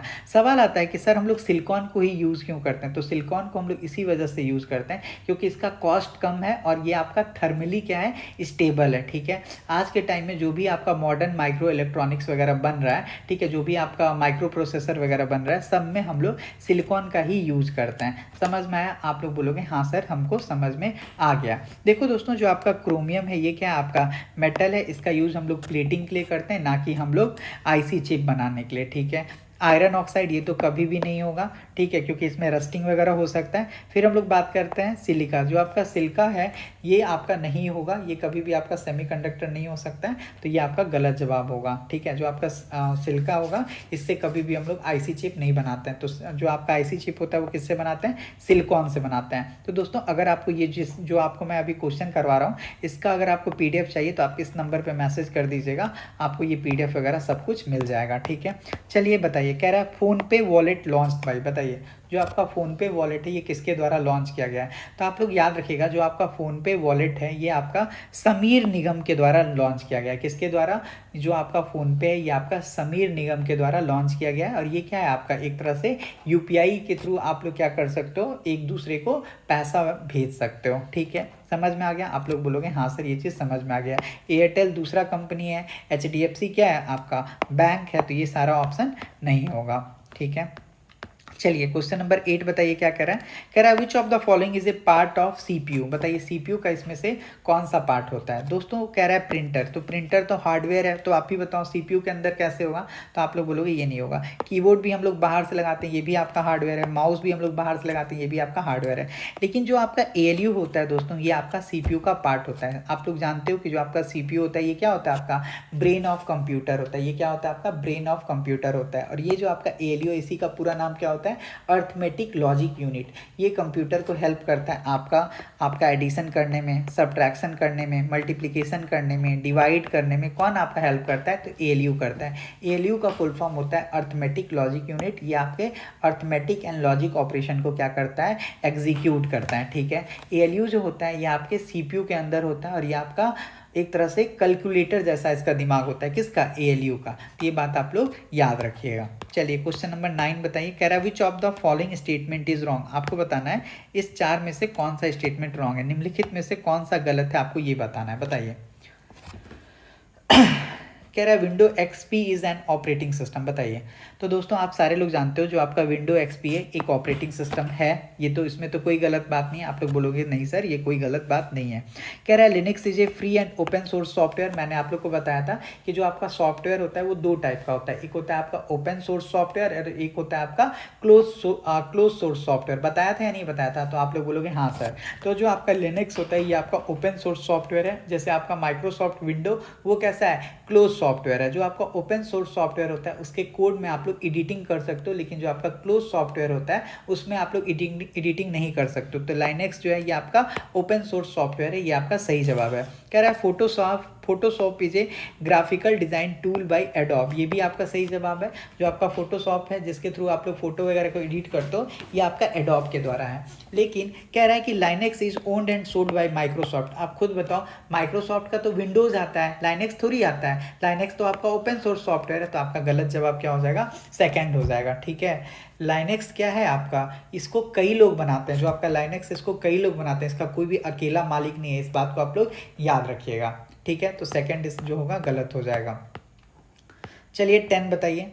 Pointing device include the following except. बताइए निम्न में से पॉइंटिंग डिवाइस नहीं है। दोस्तों देखो आप लोग हमेशा कॉल करके पीडीएफ मांगते रहते हो कि जो सर आप यूट्यूब पे क्वेश्चन करवा रहे हो उसका पीडीएफ आप लोग हमको दे दीजिए। तो आप इस नंबर पे मैसेज कीजिए, आपको पीडीएफ भी मिल जाएगा और आपको साथ में ईएमआरएस का कंप्लीट बैच मिल जाएगा, जिसमें आपको एनईपी टीचिंग एप्टीट्यूड का नोट्स, केस स्टडी का नोट्स, आपको कंप्यूटर का notes, live class teaching aptitude का, NEP case study, 50 full and test series, 1500 ICT का क्वेश्चन, 1500 आपका एनईपी डोमेन टीचिंग एप्टीट्यूड का, सब कुछ आपको मिल जाएगा 499 पे। आप इस नंबर पे मैसेज कर देना। ठीक है, ऐसे हम आपको पीडीएफ नहीं प्रोवाइड कर सकते क्योंकि दोस्तों आप समझते हो इन सब चीज़ों में खर्च आता है। जो भी हमारे ट्रांसलेटर वगैरह होता है उनको हमें देना होता है ना, टाइपराइटर वगैरह को, तो इस चीज़ को आप समझिए। ठीक है, तो आप अगर परचेज करके लेना चाहो तो आप लोग ले सकते हो और आप लोग उसको निकलवा लीजिए और आप लोग क्या कीजिए, जो भी मैं आपको क्वेश्चन करवाता हूँ तो उसमें लिखते जाइए, आप लोग को 100% फ़ायदा होगा। ठीक है, चलिए कह रहा है pointing device include the following except. बताइए क्या होगा। दोस्तों देखो जब हमसे बात कर रहा है पॉइंटिंग डिवाइस के बारे में, इसमें से आपको बताना है पॉइंटिंग डिवाइस कौन सा नहीं है। देखो दोस्तों जो आपका लाइट पेन है वो पॉइंटिंग डिवाइस है या नहीं है। आप लोग बोलोगे हाँ सर, जो आपका लाइट पेन है ये आपका पॉइंटिंग डिवाइस है। पॉइंटिंग डिवाइस क्या होता है, तो पॉइंटिंग डिवाइस एक ऐसा डिवाइस होता है जो आपका क्या करता है, आपके स्क्रीन को कंट्रोल करने का काम करता है। ठीक है, जैसे आपका माउस को ऐसे ऐसे करोगे तो वो हिलता है ना। जैसे देखो अभी मैं ऐसे ऐसे कर रहा हूँ, ये ऐसे ऐसे कर रहा हूँ, तो ये क्या है, ये आपका पॉइंटिंग डिवाइस है या नहीं है। आप लोग बोलोगे हाँ। जैसे आपका mouse, track ball, light pen, ये सारा क्या है, ये सारा आपका क्या है, ये सारा आपका पॉइंटिंग डिवाइस है। ठीक है, तो अगर आपसे पूछा जाए माउस तो आप लोग बोलोगे पॉइंटिंग डिवाइस है, लाइट पेन पॉइंटिंग डिवाइस है, ट्रैक बॉल ये भी आपका पॉइंटिंग डिवाइस है। लेकिन दोस्तों जो आपका कीबोर्ड ये क्या है, ये आपका टाइपिंग डिवाइस है। ये क्या है, आपका टाइपिंग डिवाइस है। इससे आप लोग इनपुट कंप्यूटर को देते हो। कंप्यूटर पे आप लोग क्या करते हो, कीबोर्ड के माध्यम से ए दबाते हो, बी दबाते हो। ये आपका कभी भी पॉइंटिंग डिवाइस नहीं है। समझ में आ गया, बोलो। आप लोग बोलोगे हाँ सर समझ में आ गया। पॉइंटिंग डिवाइस कौन कौन सा हो जाएगा, माउस, ट्रैक बॉल और कीबोर्ड। लेकिन माउस, ट्रैक बॉल और लाइट पेन, कीबोर्ड जो है आपका पॉइंटिंग डिवाइस नहीं है। Mouse, light pen, track ball क्या हो जाएगा, आपका पॉइंटिंग डिवाइस हो जाएगा। कीबोर्ड आपका पॉइंटिंग डिवाइस नहीं है। ठीक है, जैसे आप माउस से क्या करते हो, तीर चलाते हो, लेकिन आप कीबोर्ड से क्या करते हो, ए टाइप करते हो, तो आपका कीबोर्ड क्या हो जाएगा, टाइपिंग डिवाइस हो जाएगा। ठीक है, चलिए क्वेश्चन बताइए, कह रहा है ऑपरेटिंग सिस्टम शब्द का क्या अर्थ है, बताइए ऑपरेटिंग सिस्टम शब्द का क्या अर्थ है। तो मैंने आप लोग को पिछले क्लास में भी चीख चीख के बताया था कि जो आपका ऑपरेटिंग सिस्टम होता है ये क्या करता है। तो आप लोग बोलोगे कि सर जो आपका ऑपरेटिंग सिस्टम होता है ये आपके हार्डवेयर, याद रखना जो आपका ऑपरेटिंग सिस्टम होता है ये आपके हार्डवेयर, आपके कंप्यूटर में जो मेमोरी होता है मेमोरी, जो आपका फाइल्स होता है, जो आपका फाइल्स होता है उसको, और जो भी आपका डिवाइसेस होता है उन सारे को क्या करता है, ये मैनेज करने का काम करता है। तो जो आपका ऑपरेटिंग सिस्टम होता है ये क्या करता है, आपके हार्डवेयर, मेमोरी, फाइल्स और डिवाइस को क्या करता है, संभालने का काम करता है। कौन, आपका ऑपरेटिंग सिस्टम। जो आपका ऑपरेटिंग सिस्टम होता है दोस्तों ये यूज़र को क्या देता है, एक इंटरफेस देता है। ये यूज़र को क्या करता है, एक इंटरफेस देता है जिसमें आपका सारा का सारा ऐप चलता है। जैसे आपके मोबाइल में क्या है, आपके मोबाइल में एंड्रॉयड नाम का ऑपरेटिंग सिस्टम है जिसमें आप लोग व्हाट्सएप डाउनलोड किए हो, जिसमें आप लोग यूट्यूब डाउनलोड किए हो। अगर आपका एंड्रॉयड ऑपरेटिंग सिस्टम नहीं रहेगा तो आप लोग किस में डाउनलोड करोगे, बोलो, तो आप लोग डाउनलोड नहीं करोगे ना। तो जो आपका ऑपरेटिंग सिस्टम होता है ये क्या होता है, ये आपका हार्डवेयर, मेमोरी, फाइल, डिवाइस इन सबको संभालने का काम करता है। ये यूज़र को इंटरफेस देता है जिसमें आपका ऐप चलता है, ठीक है। इसका जो प्रोसेस होता है वो काफ़ी सिक्योरिटी आपको प्रदान करता है, ठीक है। अगर आपसे कभी भी पूछा जाए कि जो आपका ऑपरेटिंग सिस्टम है इसका एग्जाम्पल, तो आप लोग बोल देना विंडो। आप लोग बताओ जो आपका विंडो होता है ये क्लोज्ड वाला होता है या ओपन होता है, तो आप लोग बोलना ये क्लोज होता है। फिर होता है आपका लाइनेक्स, जो आपका लाइनेक्स होता है ये क्या होता है, ओपन होता है। मैक ओएस ये आपका एप्पल का ऑपरेटिंग सिस्टम है। एंड्रॉयड ये किसका है, आप लोग बोलोगे ये आपका गूगल का है, ठीक है। ये सारा आपका ऑपरेटिंग सिस्टम, ये सारा क्या आपका ऑपरेटिंग सिस्टम है। तो हम लोग कह सकते हैं कि जो आपका ऑपरेटिंग सिस्टम है वो क्या है, एक तरह का मैनेजर है जो आपके क्या करता है, सारे काम को मैनेज करने का काम करता है। तो ऑपरेटिंग सिस्टम क्या है, आपका एक तरह से मैनेजर है। तो अब देखो कह रहा है पहला, a set of program which control computer working. तो बिल्कुल सही बात है, जो आपका ऑपरेटिंग सिस्टम है वो क्या करता है, आपके कंप्यूटर के वर्किंग को कंट्रोल करता है, ठीक है। प्रोग्राम का एक समूह जो कंप्यूटर के कार्य को नियंत्रित करता है। तो बिल्कुल सही बात है क्योंकि ये मैनेजर है जो सबका काम करता है, सबके काम को मैनेज करने का काम करता है। देखो कह रहा है the way a user operate the computer system, गलत। कह रहा है conversion of high level language to machine language. बताओ इसका काम होगा क्या, नहीं। बताइए यहाँ पे क्या होगा, कंपाइलर होगा, इंटरप्रेटर होगा या असेंबलर होगा, बताइएगा आप लोग। The way computer operator work, ये भी आपका गलत है, पहला सही हो जाएगा। देखो दोस्तों कह रहा है the physical arrangement of element on a page is referred to as the document. बताइए, कह रहा है the physical arrangement of element on a page is referred to as the document. आपके पास ऑप्शन है फीचर और फॉर्मेट, बताइए क्या होगा।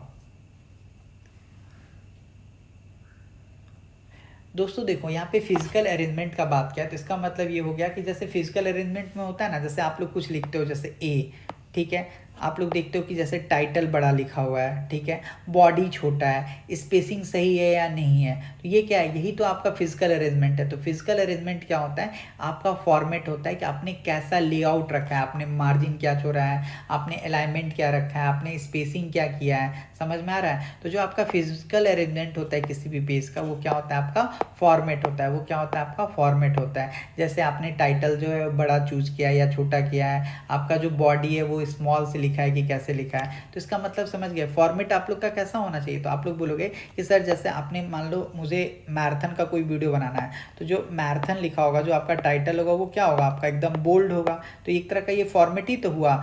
जो उसके नीचे जो कंटेंट होगा वो क्या होगा, स्मॉल में होगा, स्पेस होगा प्रॉपर, तो ये आपका गुड फॉर्मेट होता है, ठीक है। तो physical arrangement of element on a page is referred to format. समझ गए, आप लोग बोलोगे हाँ सर समझ में आ गया। जो आपका पेजिनेशन होता है ये क्या होता है, जब आप पेज नंबर डालते हो उसी को हम लोग पेजिनेशन बोलते हैं, ठीक है। चलिए क्वेश्चन नंबर 13 बताइए।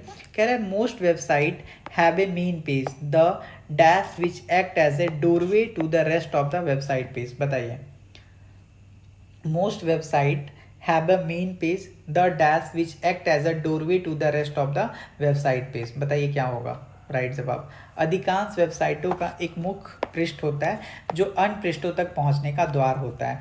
दोस्तों देखिए जो आपका मेन पेज होता है किसी भी वेबसाइट का, मुख्य पृष्ठ के बारे में जो बात कर रहा है, जहाँ से जैसे मान के चलो ये आपका वेबसाइट है, ठीक है, ये आपका वेबसाइट है, यहाँ भी बटन है, यहाँ भी बटन है, यहाँ भी बटन है, यहाँ भी बटन है, यहाँ भी बटन है। आप मान के चलो यहाँ पे हो, आपको यहाँ से वापस फिर से ये सारा चीज़ आपको चाहिए, तो आप लोग कैसे जाओगे? तो आप लोग बोलोगे होम पेज के माध्यम से जाएंगे। हम लोग कहाँ से जाएंगे? आपका होम पेज के माध्यम से जाएंगे, ठीक है। तो most website have a main page the dash which act as a doorway to the rest of the website page. तो जो आपका होम पेज होता है यही आपका डोरवे का क्या करता है? काम करता है। समझ में आ गया? जो आपका सर्च इंजन है ये आपका एक्सटर्नल सर्विस है, जैसे कि आपका गूगल क्रोम वगैरह हो गया। ब्राउजर क्या होता है? ये आप सॉफ्टवेयर की मदद से किसी भी साइट को विजिट करते हो। यूआरएल क्या होता है? ये आपका एड्रेस होता है। तो राइट ऑप्शन क्या हो जाएगा? आपका होम पेज हो जाएगा, ठीक है। चलिए क्वेश्चन नंबर 14 बताइए। कह रहा है input output and processing device group together respect. बताइए इनपुट आउटपुट और प्रोसेसिंग डिवाइस को एक साथ समूहित किया जाए तो डैश का प्रतिनिधित्व करते हैं। बताइए अगर आपका इनपुट आउटपुट और प्रोसेसिंग डिवाइस एक साथ ही हो जाए तो उसको हम लोग क्या बोलेंगे? जैसे आपका इनपुट आउटपुट डिवाइस ऐसे समझिए, आपका इनपुट डिवाइस भी हो जाए, आपका आउटपुट डिवाइस भी हो जाए और आपका प्रोसेसिंग डिवाइस भी हो जाए। मतलब समझो इनपुट आपका क्या हो गया? आपके पास कीबोर्ड भी हो गया, आपके पास माउस भी हो गया, आपके पास मॉनिटर भी हो गया, आपके पास सीपीयू भी हो गया। तो इससे बताओ क्या बन जाएगा? तो आप लोग बोलोगे एक कंप्यूटर सिस्टम बन जाएगा, ठीक है। समझ में आया? इनपुट आउटपुट और प्रोसेसिंग डाटा वाला अगर आप किसी भी एलिमेंट को डाल दोगे तो आपका क्या बन जाएगा? आपका एक कंप्यूटर सिस्टम बन जाएगा। जैसे देखो, जैसे आपका कीबोर्ड क्या है? तो आपका कीबोर्ड एक इनपुट डिवाइस है। बोलो कीबोर्ड क्या है? आपका एक इनपुट डिवाइस है, ठीक है। जो आपका सीपीयू होता है वो क्या करता है? किसी भी डेटा को प्रोसेस करने का काम करता है। और जो आपका मॉनिटर होता है वो क्या करता है? आपका आउटपुट देने का काम करता है। तो बोलो कंप्यूटर सिस्टम बन गया या नहीं बन गया? आप लोग बोलोगे हाँ सर बन गया, ठीक है। चलिए 15 बताइए। विच type of computer could be found in A digital watch. बताइए डिजिटल वॉच में कौन सा कंप्यूटर आपका पाया जाता है? बताइए विच type of computer could be found in A digital watch. दोस्तों याद रखना जो आपका डिजिटल वॉच होता है उसमें हम लोग कैसा कंप्यूटर को पाते हैं? कह रहा है मेन फ्रेम कंप्यूटर। दोस्तों याद करना जो आपका मेन फ्रेम कंप्यूटर होता है ये आपका लार्ज कंप्यूटर होता है, इसमें एक साथ 1000 लोग काम कर सकते हैं। तो ये तो नहीं होगा। बताओ आपके डिजिटल वॉच में 1000 लोग एक साथ काम कर सकते हैं? आप लोग बोलोगे नहीं सर। सुपर कंप्यूटर, आप लोग बताओ दोस्तों जो आपका सुपर कंप्यूटर होता है ये आपका साइंटिस्ट लोग यूज़ करते हैं मौसम वगैरह का पता लगाने के लिए, तो ये भी नहीं होगा आपका। फिर कह रहा है आपका एम्बेडेड कंप्यूटर। दोस्तों यही आपका सही जवाब हो जाएगा। जो आपका एम्बेडेड कंप्यूटर होता है ये एक तरह का डिवाइस होता है जो आपका स्पेसिफिक कंट्रोल के लिए बनाया जाता है, ठीक है। इसका पर्पस यही होता है कि इसका जो पावर कंजम्पशन हो वो लो हो, रियल टाइम पे वर्क करे, जैसे कि आपका वॉच, जैसे कि आपका टीवी, ये सब के अंदर जो आपका कंप्यूटर लगा होता है ये क्या होता है? तो ये आपका एम्बेडेड कंप्यूटर होता है। आपके टीवी में, आपके वॉच में, आपके कार में, आपके वोबैन में, ठीक है। इनके अंदर जो सॉफ्टवेयर होता है इनके काम के अकॉर्डिंग क्या किया जाता है? डिजाइन किया जा सकता है, ठीक है। ये बात आप लोग समझ गए? तो आप लोग बोलोगे हाँ सर ये बात हम लोग समझ गए। जो आपका नोटबुक होता है ये क्या होता है? तो एक तरह का ये आपका जनरल पर्पस पोर्टेबल पीसी है, ठीक है। तो ये भी नहीं होगा। तो हमसे यही पूछा था विच type of computer could be found in A digital watch. Digital watch में कैसा कंप्यूटर पाया जाएगा? तो एम्बेडेड कंप्यूटर पाया जाएगा। मेन फ्रेम क्यों नहीं होगा? इसमें 1000 लोग एट ए टाइम वर्क करते हैं। सुपर कंप्यूटर में क्या होता है? इसको साइंटिस्ट लोग यूज़ करते हैं। एम्बेडेड कंप्यूटर आपका टीवी में, आपके ओवन में, ठीक है, इन सब चीज़ों में इसका यूज किया जाता है, ठीक है। Which of the following is not true about computer file. Computer फाइलों के बारे में कौन सा कथन सही नहीं है? दोस्तों देखो जो आपका कंप्यूटर फाइल होता है वो क्या होता है? आपका डेटा का कलेक्शन होता है जिसको हम लोग स्टोरेज के फॉर्म में संग्रहित रखते हैं। तो पहला कह रहा है they are collection of data save to storage medium, ये आपका सही जवाब है।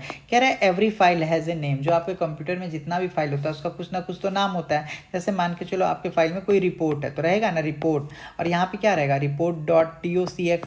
ये क्या बताएगा? ये आपको बताता है कि ये वर्ड डॉक्यूमेंट है। तो सबसे पहले क्या होता है? आपका नेम होता है और उसके बाद किसी भी फाइल का आपका एक्सटेंशन होता है। वो उसके बाद क्या होता है? किसी भी फाइल का आपका एक्सटेंशन होता है। तो ये चीज़ तो होता है, आप लोग बोलोगे हाँ सर।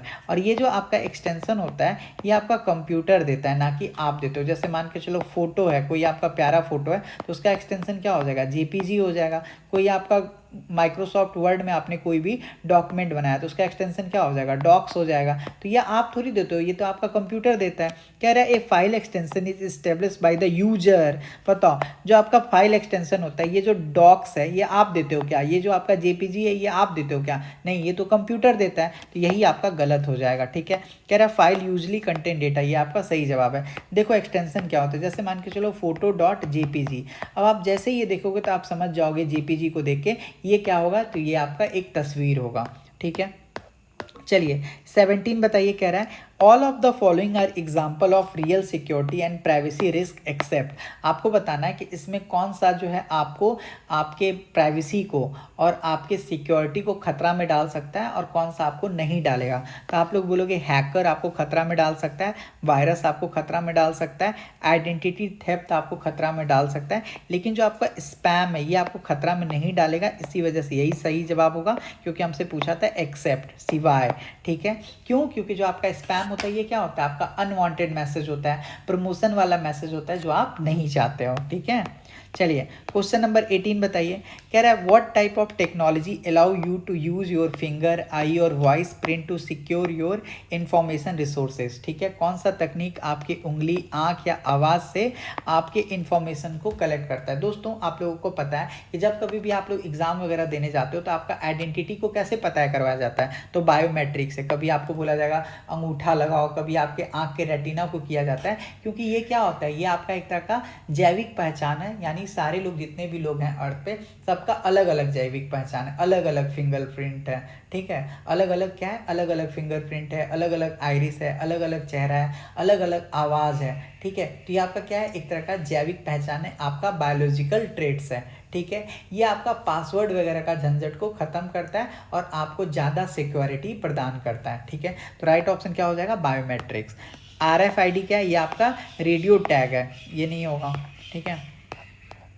अब बताओ 19 कह रहा है आपका मेन मेमोरी। बताओ मेन मेमोरी क्या है। दोस्तों अगर आप अभी तक भी चैनल को सब्सक्राइब नहीं किए तो चैनल को सब्सक्राइब कीजिए, क्योंकि ये एक ऐसा इकलौता चैनल है जिस पे आपको डेली EMRS का क्वेश्चन करवाया जाएगा और एग्जाम तक करवाया जाएगा। सोचो कितना मजा आएगा आप लोगों को। इसीलिए मैं कहता हूँ कि आप लोग एक बार 499 पे करके आप हमारे बैच से जुड़ जाइए। आपको व्हाट्सएप ग्रुप में, आपको ऐप में ऐड कर दिया जाएगा, और ये जो मैं आपको पर डे 50 क्वेश्चन 100 क्वेश्चन करवा रहा हूँ वो सारा का PDF आपको मिलते रहेगा। और आप यकीन मानिए जब आपका एग्जाम आएगा ना तो आपको ये इतना बेनिफिशियल होगा कि आप उस चीज़ को याद करोगे, ठीक है। क्योंकि आप कितना भी थ्योरी पढ़ लो, जब तक आपके पास क्वेश्चन का कलेक्शन नहीं है और वो प्रॉपर एक्सप्लेनेशन नहीं है तो कुछ फ़ायदा नहीं है, ठीक है दोस्तों।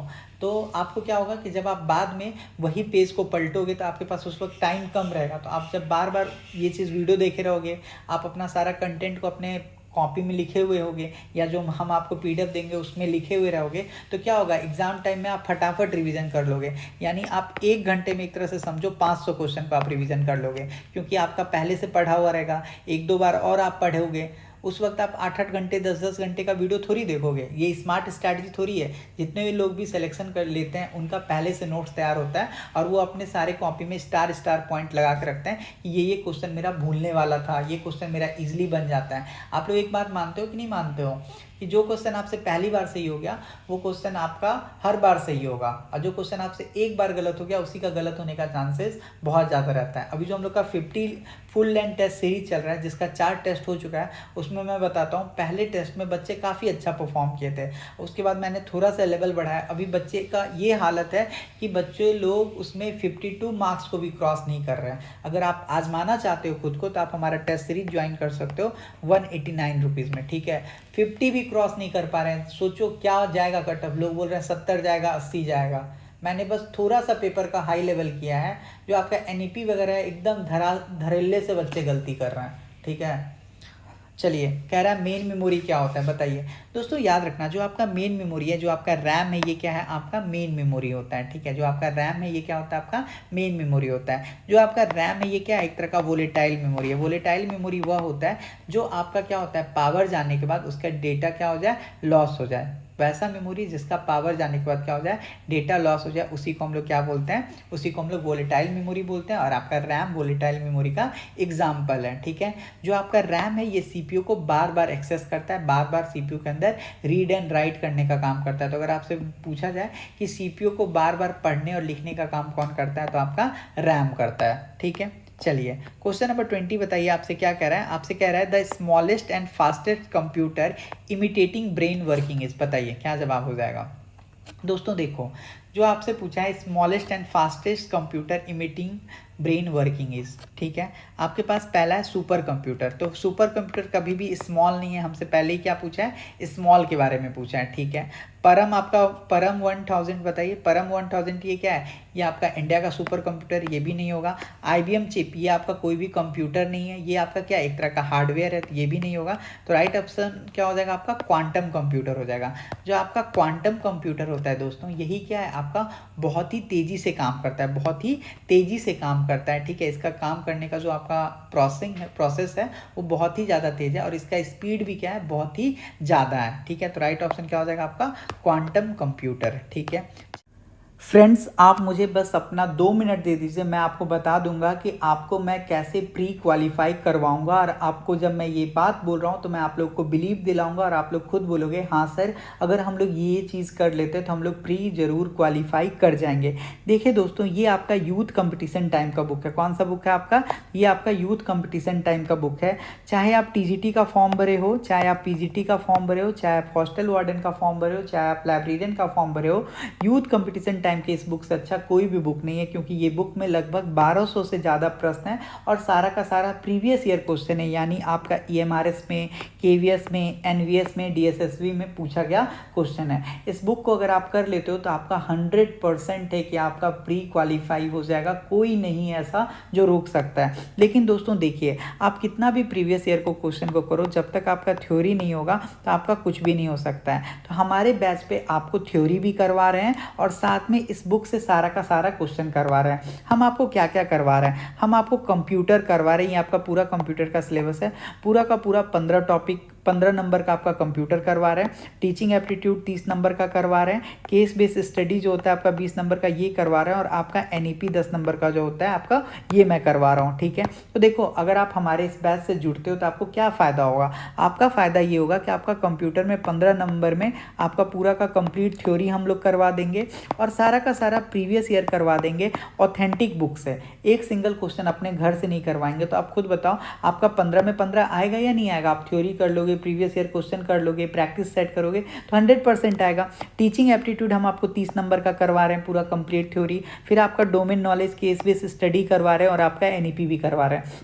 तो हमारे इस चैनल पे आपका टोटल 75 नंबर का तैयारी हो रहा है, ठीक है। तो 75 नंबर आपको कोई भी नहीं लाने से रोक सकता है, अगर आप सारा का सारा थ्योरी कर लोगे, और सारा का सारा यूथ पब्लिकेशन का जो क्वेश्चन है मैं आपको एक एक क्वेश्चन आपको करवा दूंगा। सारे चैनल पे क्या होता है, आपको थ्योरी तो पढ़ा दिया जाता है, लेकिन आपको प्रीवियस ईयर क्वेश्चन करवाया ही नहीं जाता। मैं आपको पूरा का पूरा इस बुक का 1200 क्वेश्चन अपने ऐप टीचमेंट पे मैं आपको करवा रहा हूँ। अब इस बैच को आप ज्वाइन कैसे करोगे, देखो दोस्तों, आपका ये कंप्यूटर का अब तक 3 क्लास हो चुका है, क्योंकि क्लास आपका पहला जो स्टार्ट हुआ था वो 21 अक्टूबर से स्टार्ट हुआ था। तो देखो, अभी तक आपका कंप्यूटर का 3 क्लास हो चुका है। जो आपका NEP है इसका कितना क्लास हो चुका है, तो इसका आपका 4 क्लास हो चुका है, ठीक है। आपको हमारे ऐप में क्या क्या फ़ायदा मिलेगा, तो आपको लाइव लेक्चर देख सकते हो, रिकॉर्डेड देख सकते हो, जैसे क्लास खत्म होगा तो आप वहाँ पे क्विज भी लगा सकते हो, ठीक है। AI जनरेटेड नोट्स मिलेगा, और हम आपको कंप्लीट हैंड रिटन नोट्स भी प्रोवाइड करेंगे, तो इससे आपका पूरा का पूरा सिलेबस कंप्लीट हो जाएगा। तो अगर आपको हमारे बैच में जुड़ना है तो आपको teaching aptitude, NEP, case study, ICT यानी कंप्यूटर टेस्ट सीरीज, और आपको क्लास नोट्स कितने में मिल जाएगा, 499 में। ये जो आपका टेस्ट सीरीज है इस 499 के साथ आपको फ्री में मिल रहा है, क्योंकि टेस्ट सीरीज का आपका 189 प्राइस था। इस टेस्ट सीरीज में आपको कितना टेस्ट मिलेगा, तो आपको 50 टेस्ट मिलेगा। अब देखो, मैं क्यों बोलता हूँ कि आप लोग कंप्लीट पैकेज लीजिए, मैं आपको एक प्रूफ दिखाता हूँ। अभी दोस्तों देखो, हमारा टेस्ट सीरीज कब से स्टार्ट हुआ था, 22 अक्टूबर 2025 से हुआ था। हमारा टेस्ट अभी तक 3 दिन हो चुका है, 22 अक्टूबर, 23 अक्टूबर और आपका 24 अक्टूबर, 3 दिन आपका टेस्ट हो चुका है। अब मैं दिखाता हूँ बच्चों का परफॉर्मेंस। दोस्तों, जो आपका पहला टेस्ट हुआ था उस दिन मैं क्या किया था ना, इजी पेपर दिया था बच्चों को चेक करने के लिए। तो देखो, पहला टेस्ट में कसी रॉड करके कोई बच्चा है 91.25 लाया, कोई अमन पटेल 85 लाया, कोई प्रिंसी पटेल 84 लेके आया। फिर जो आपका नेक्स्ट टेस्ट हुआ तो उसमें मैंने लेवल को बढ़ाया, अच्छे अच्छे क्वेश्चन को सेट किया। तो देखो बच्चे सोचो 50 भी क्रॉस नहीं कर पा रहे हैं, बच्चा कोई 50 भी क्रॉस नहीं कर पाए। आप देखो 49.12 जो है आपका हाईएस्ट मार्क्स है। आप सोचो आप इतना थ्योरी करके आए हो, आप लोग वो बच्चे हो जो आप लोगों का पेपर 2 यानी सीटेट आप लोग क्वालिफाई करके आए हो, फिर भी आप हमारे पेपर में टीचिंग एप्टीट्यूड, कंप्यूटर और रीजनिंग के सवालों में उलझ के रह गए और आप 50 नंबर भी आप स्कोर करके नहीं लेके आ पा रहे हो। ये आपका टॉपर बच्चा है, सोचो। तो इसी वजह से मैं कहता हूँ कि टेस्ट सीरीज ही ये आपका एक ऐसा मूल मंत्र होना चाहिए, खास करके एक ऐसे पेपर में जिसमें आपका टीचिंग एप्टीट्यूड, केस स्टडी और आपका एनईपी आता है। ये आपका जो जितना ज़्यादा प्रैक्टिस करेगा उतना क्वेश्चन को सॉल्व करेगा एग्जामिनेशन में, क्योंकि ये 3 टॉपिक आपके पूरे सोच पे डिपेंड करता है, ठीक है। ये कोई टीचर आपको नहीं सिखा सकता है, ये आपका टेस्ट आपको सिखाएगा। हम आपको कितना टेस्ट दे रहे हैं? हम आपको 50 टेस्ट दे रहे हैं। आपका टेस्ट कब से स्टार्ट हुआ है?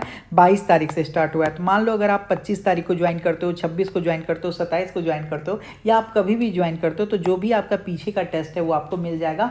आगे का टेस्ट आप लोग कंटिन्यू करना। इसीलिए मैं कह रहा हूँ कि आप जितना जल्दी टेस्ट ज्वाइन करोगे आपको उतना ही फ़ायदा होगा। अगर आपको केवल टेस्ट चाहिए होगा तो आप मैसेज करना 9430851094 पे। आपको कंप्लीट टेस्ट कितने में मिल जाएगा? 189 में। इसमें आज इस टेस्ट में क्या क्या रहेगा? तो आपका टीचिंग एप्टीट्यूड रहेगा 30 मार्क्स का, केस स्टडी रहेगा 20 मार्क्स का, एनईपी 2020 रहेगा 10 मार्क्स का, कंप्यूटर रहेगा आपका 15 नंबर का, जीके रहेगा आपका 10 नंबर का और रीजनिंग आपका रहेगा 15 नंबर का, ठीक है। तो कंप्लीट आपका 100 मार्क्स का टेस्ट होगा। इसमें हमने इतना ध्यान रखा है कि जो आपका रीजनिंग होगा उसमें सीटिंग अरेंजमेंट और आपका पजल, इसके जो क्वेश्चन रहेंगे 3-3 रहेंगे, ताकि आप लोगों को पिछले बार बहुत दिक्कत हुआ था बच्चों को सीटिंग अरेंजमेंट और पजल में, तो इस बार ना हो। आप सोचो 50 दिन का टेस्ट होगा, 50 टेस्ट होगा। अगर हम पर डे आपको 3 सीटिंग अरेंजमेंट और 3 पजल देते हैं तो 50 गुना 6 आप 300 क्वेश्चन करके चले जाओगे। 150 सीटिंग अरेंजमेंट और 150 आपका पजल, और आपको पता भी नहीं चलेगा। इसीलिए मैं कहता हूँ डेली टेस्ट दो और आप इस चार्ट को निकाल लो और डेली एनालिसिस करो कि पहले टेस्ट में आपका कितना स्कोर आया, आपका रॉन्ग क्वेश्चन कौन था, और लिखो गलत होने का कारण क्या था, ताकि आपके पास बाद में पूरा का पूरा एक रिकॉर्ड हो कि आपने ये क्वेश्चन को गलत किया था और उसको आप लोग लास्ट टाइम पे एनालिसिस कर लो। क्योंकि जो आपसे एक बार गलती होता है वो बार बार गलती होगा, और जो क्वेश्चन आपका पहली बार में सही हो गया वो दोबारा गलत नहीं होगा, ठीक है। दूसरा चीज़ आप लोगों में से बहुत अच्छा, हाँ टेस्ट दिखा देता हूँ। देखो आप लोग का 4 टेस्ट हो चुका है, पहला, दूसरा, तीसरा और चौथा, ठीक है। तो टेस्ट का भी प्रूफ दे दिया। आप लोग को तुरंत आप लोग मैसेज करना, पेमेंट करना, आप लोग को तुरंत ऐड कर दिया जाएगा, उसमें कोई भी दिक्कत नहीं है, ठीक है। तो दोस्तों आप लोग अगर कंप्लीट पैकेज लेते हो तो आपको ये टेस्ट सीरीज फ्री में मिल जाएगा। क्लास नोट्स आपका आईसीटी यानी कंप्यूटर का पूरा हैंड रिटन नोट्स, एक एक चीज़ आपको मिल जाएगा, ठीक है। आपको एनईपी का नोट्स मिल जाएगा, टीचिंग एप्टीट्यूड का नोट्स मिल जाएगा, ठीक है। साथ में आपको 1200 क्वेश्चन का जो ये बुक का पीडीएफ हम आपको ये भी प्रोवाइड कर देंगे, तो आपको कोई भी दिक्कत होने वाला नहीं है। तो बस आप मैसेज कर दीजिएगा 9430851094 पे, ठीक है। एक और बात, जो हम लोग आपको यूट्यूब पे क्लास करवा रहे हैं, तो आप लोग में से सारे बच्चे हमसे डिमांड करते हैं कि सर ये जो आप क्वेश्चन करवा रहे हो इसका पीडीएफ दे दिया करो। तो जो भी बच्चे हमारे 499 वाला पैकेज लिए हुए हैं उनको सारा कुछ मिल जाता है। तो अगर आपको वो वाला पीडीएफ चाहिए जो मैं यूट्यूब पे करवाता हूँ तो आप 499 पे कर दो, आपको एक एक चीज़ मिल जाएगा, ठीक है। आई होप आप समझ चुके होंगे। तो आइए आप हमारे बैच से अगर आप जुड़ना चाहते हैं तो जुड़िए, और अगर नहीं भी जुड़ना चाहते हैं तो भी कोई दिक्कत नहीं है, लेकिन आप टेस्ट सीरीज जरूर लीजिए, क्योंकि टेस्ट सीरीज आपको एग्जाम के लिए तैयार करेगा और आपको आईना दिखाएगा कि आप कितने पानी में हो। मैंने अभी आपको स्टूडेंट का मार्क्स दिखाया ना, सोचो ये वो स्टूडेंट है जो पेपर 2 क्वालिफाई करके आए और फिर भी 50 मार्क्स के भी बैरियर को क्रॉस नहीं कर पा रहे। पेपर ईजी था, पहला दिन था, मैंने ईजी डाला था तो उसमें 90 प्लस तक चले गए। मैंने थोड़ा सा लेवल बढ़ाया और आज मैं उसका आप लोग को डिस्कशन भी करवाऊंगा यूट्यूब चैनल पे, तो आप लोग देखिएगा कि कितना अच्छा क्वेश्चन है। तो इसी वजह से आप लोग टेस्ट सीरीज जरूर ज्वाइन कीजिए, ताकि आप लोग को पता चल पाए कि आप लोग कितने पानी में हो। बाकी अगर आप 499 वाला आप ज्वाइन कर लेते हो तो आपको मार्केट से कुछ भी सिंगल चीज़ खरीदने का जरूरत नहीं पड़ेगा।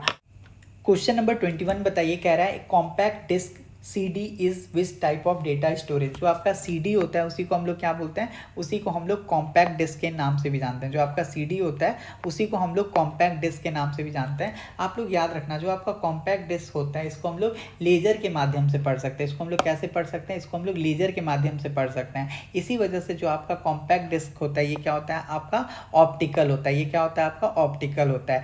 मैग्नेटिक क्या होता है, जैसे आपका HDD है, ये क्या है, आपका मैग्नेटिक है। ठीक है। जो आपका CD होता है, जैसे याद रखना, जो आपका CD रोम है, ये सब क्या होता है आपका, ये सारा का सारा आपका ऑप्टिकल होता है, क्योंकि इसको लेजर के रिफ्लेक्शन के द्वारा क्या किया जा सकता है, हम लोग पढ़ सकते हैं। तो आपसे यही पूछ रहा है, एक compact disc is which type of data storage, ये आपका ऑप्टिकल डेटा स्टोरेज डिवाइस है, ठीक है। आप लोग बोलोगे हाँ सर।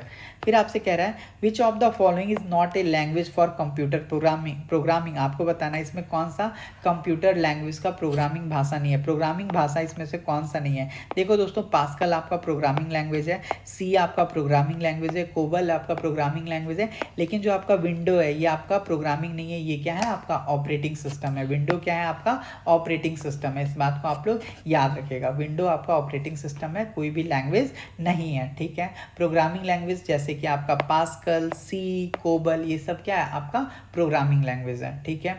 जो आपका प्रोग्रामिंग लैंग्वेज होता है ये क्या करता है, ये आपको हेल्प करता है कोड लिखने में, ठीक है, और ये आपका हेल्प करता है ऑपरेटिंग सिस्टम को चलाने में, ठीक है। ऑपरेटिंग सिस्टम क्या करता है, इसी प्रोग्राम को चलाता है। ये जो आपका पास्कल, सी और कोबल है, इसको क्या करता है आपका ऑपरेटिंग सिस्टम चलाने में हेल्प करता है, रन करता है। कौन रन करेगा, ये विंडो इन सब तीनों को चलाएगा, ठीक है। तो इस बात को आप लोग याद रखना। विंडो क्या है आपका एक ऑपरेटिंग सिस्टम है, जो आपका ये सारा लैंग्वेज है, इन सारे लैंग्वेज को चलाने का काम कौन करेगा, तो आपका ऑपरेटिंग सिस्टम जैसे विंडो करेगा, ठीक है। चलिए 23 बताइए, कह रहा है पहला कंप्यूटर माउस किसके द्वारा बनाया गया था। तो पहला कंप्यूटर माउस जो था ये आपका डॉगलस एंगलबर्ट के द्वारा बनाया गया था। किसके द्वारा बनाया गया था, डॉगलस एंगलबर्ट के द्वारा बनाया गया था। और कब बनाया गया था, तो 1960 में। इस बात को आप लोग याद रखिएगा, ठीक है। और इनका जो इनका model first computer mouse was built by, दोस्तों याद रखना, पहला कंप्यूटर माउस जो है ये आपका डॉगलस एंगलबर्ट के द्वारा बनाया गया था। और ये आपका लकड़ी का बनाया गया था। ये कैसा बनाया गया था, लकड़ी का माउस बनाया गया था। और कब बनाया गया था, तो 1960 में, ठीक है। इस बात को आप लोग याद रखिएगा। और इसके डेमो को प्रसिद्धि कब मिला था, तो 1968 में मिला था। तो किसने बनाया था आपके माउस को, डॉगलस एंगलबर्ट, और ये आपका लकड़ी का माउस बनाया गया था, ठीक है। इस बात को आप लोग याद रखिएगा। चलिए, कह रहा है Java language was developed by, बताइए जो आपका जावा लैंग्वेज है ये किसके द्वारा डेवलप किया गया है। दोस्तों याद रखना, जो आपका जावा लैंग्वेज है ये आपका जेम्स गॉसलिंग के द्वारा डेवलप किया गया है। जावा भाषा का विकास किसने किया है, तो आपका जावा भाषा का विकास जेम्स गॉसलिंग ने किया है। किसने किया है, जेम्स गॉसलिंग ने। बिल गेट्स ने किसका किया है, तो माइक्रोसॉफ्ट का। बिल गेट्स ने किसका किया है, माइक्रोसॉफ्ट का। ये जो बेलिस पास्कल है ये क्या है, ये आपके मैथमेटिशियन है, ठीक है। ये क्या है, आपके मैथमेटिशियन है, ठीक है। इस बात को आप लोग याद रखिएगा। और ये जो अड्डा बायरॉन है ये कौन है, आपके अर्ली कंप्यूटिंग प्योनर हैं, ठीक है। तो इस बात को आप लोग याद रखिएगा। जेम्स गॉसलिंग जो है ये आपका जावा लैंग्वेज डेवलप किए हैं। बिल गेट्स आपका माइक्रोसॉफ्ट हो जाएगा। बेलिस पास्कल ये आपके मैथमेटिशियन है, ठीक है। 25 बताइए, कह रहा है which of the following is not one of the 4 major data processing function of a computer. आपको बताना है कि इसमें कौन सा 4 मेजर डेटा प्रोसेसिंग फंक्शन का पार्ट नहीं है। कह रहा है gathering data, processing data into information, analysing the data और इन्फॉर्मेशन, स्टोरिंग द डेटा और इन्फॉर्मेशन। इसमें कौन सा आपका पार्ट नहीं है। आपका पूछ रहा है major data processing function of a computer. तो मैंने आपको बताया था कि जो आपका कंप्यूटर होता है वो कैसे काम करता है। तो कंप्यूटर में सबसे पहले आप इनपुट देते हो। आप लोग क्या करते हो, कंप्यूटर में सबसे पहले इनपुट देते हो। इनपुट क्या होता है, आपका प्रोसेस होता है किसकी मदद से, सीपीयू की मदद से। फिर क्या होता है, आपके मॉनिटर पे आउटपुट आता है, ठीक है। फिर क्या होता है, वो स्टोर हो जाता है। इसी टाइप से तो आपका कंप्यूटर हो जाता है। तो आप लोग बोलोगे हाँ सर।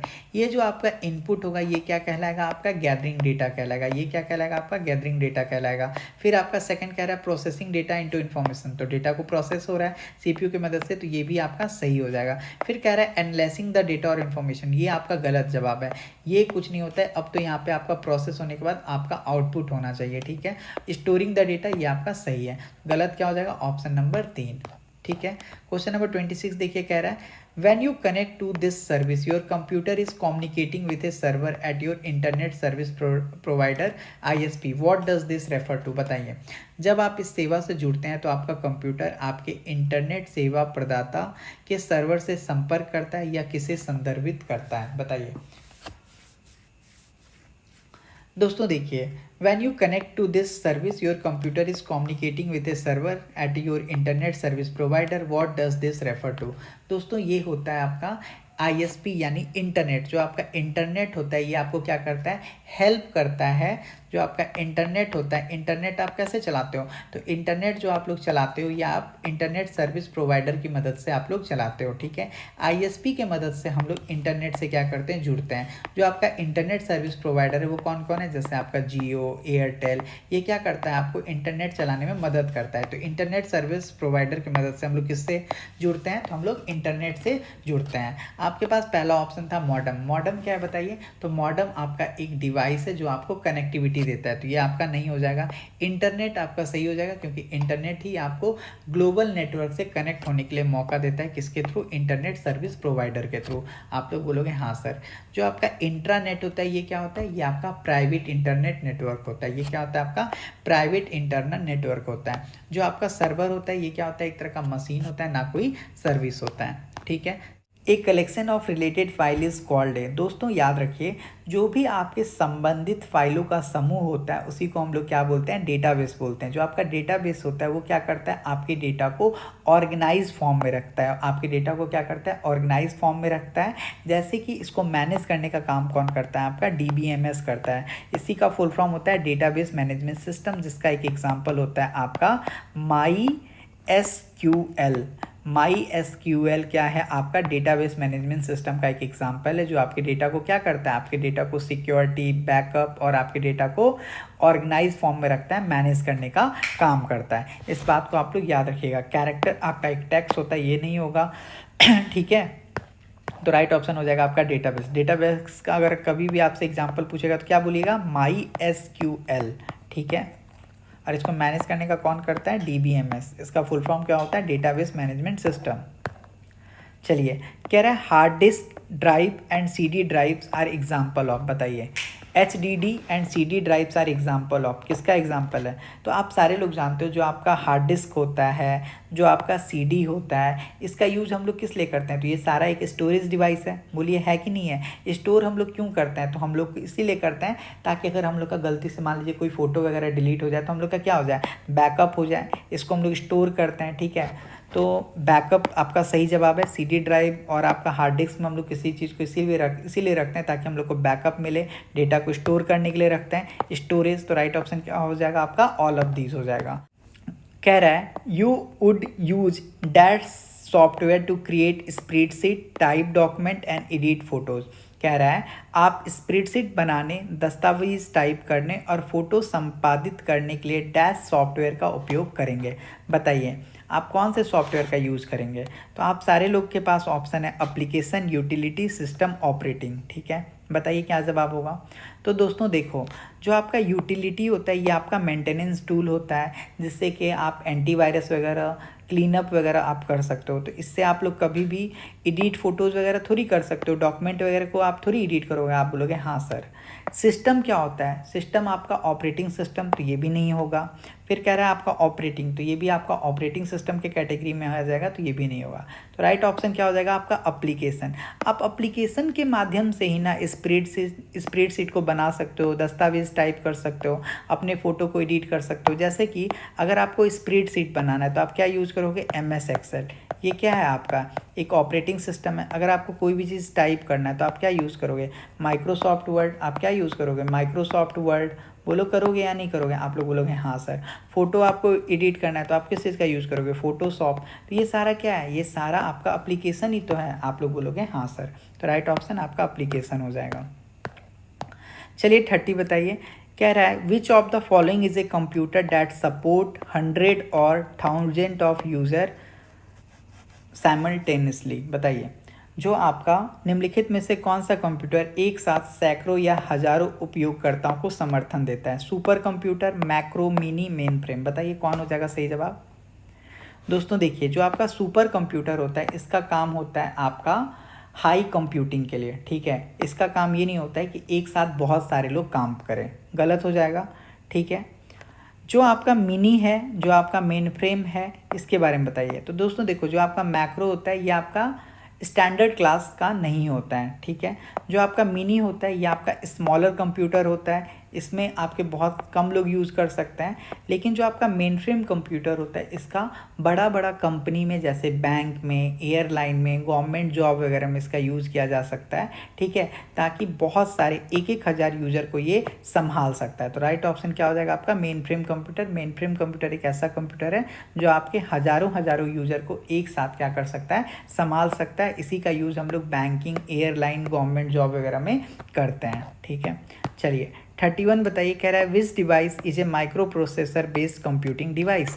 आपको बताना है इसमें कौन सा वो डिवाइस है जो आपका माइक्रो प्रोसेसर बेस्ड है, ठीक है। आपके पास ऑप्शन है personal computing, main frame, work station और आपका सर्वर। बताइए क्या हो जाएगा। दोस्तों देखिए, जो आपका मेन फ्रेम कंप्यूटर है इसके अंदर बहुत सारा प्रोसेसर लगा होता है, ना कि एक सिंगल चिप, तो ये गलत हो जाएगा। वर्क स्टेशन जो होता है ये आपका पावरफुल पीसी होता है, ठीक है, तो ये आपका बेसिक एग्जांपल नहीं है, ठीक है। जो आपका सर्वर होता है ये क्या होता है? तो ये आपका सर्वर जो होता है आपका बेस्ड कंप्यूटिंग डिवाइस नहीं है। तो राइट आंसर क्या हो जाएगा आपका? Option A personal computer. Personal computer, जो आपका पर्सनल कंप्यूटर होता है ये आपका micro processor based computing device है, ठीक है। क्या हो जाएगा आपका? Micro processor based computing device है। माइक्रो प्रोसेसर क्या है? एक तरह का आपका चिप है जो आपके सीपीयू में लगा हुआ होता है। इसी को हम लोग ब्रेन ऑफ पर्सनल कंप्यूटर भी बोल देते हैं। किसको? माइक्रो प्रोसेसर को। ये आपको क्या करता है? टाइपिंग करने में, ब्राउजिंग करने में, गेमिंग खेलने में आपको मदद करता है। ये आपका सस्ता होता है, अफोर्डेबल होता है, और आपका माइक्रो प्रोसेसर यानी पर्सनल कंप्यूटर एक टाइम पे एक लोग इसको यूज कर सकते हैं। कह रहा है आपका an email account include a storage area often called. जो आपका ईमेल खाते में एक भंडारण क्षेत्र होता है जिसे क्या कहा जाता है? तो आप लोग सारे लोग जानते हो जहाँ पे आपका ईमेल आता है, जैसे आपका इनबॉक्स, ठीक है, जैसे आपका आर्काइव्ड मेल, जैसे कि आपका सेंट मैसेज, ये सारा एक जगह रहता है। इसी को हम लोग क्या बोलते हैं? इसी को हम लोग मेल बॉक्स बोलते हैं। मेल बॉक्स क्या होता है? मेल बॉक्स आपके इनबॉक्स में भेजे गए mail, sent mail, archived mail और जो भी आपको रिसीव करते हो वो सारा आपका कहाँ रहता है? आपके मेल बॉक्स में रखता है। इसका हम लोग एक्सेस कर सकते हैं वेब और ऐप के माध्यम से, ठीक है। ये जो आपका मेल बॉक्स होता है एक तरह के आपका डिजिटल पोस्ट बॉक्स है। ये क्या है? आपका एक तरह का डिजिटल पोस्ट बॉक्स है।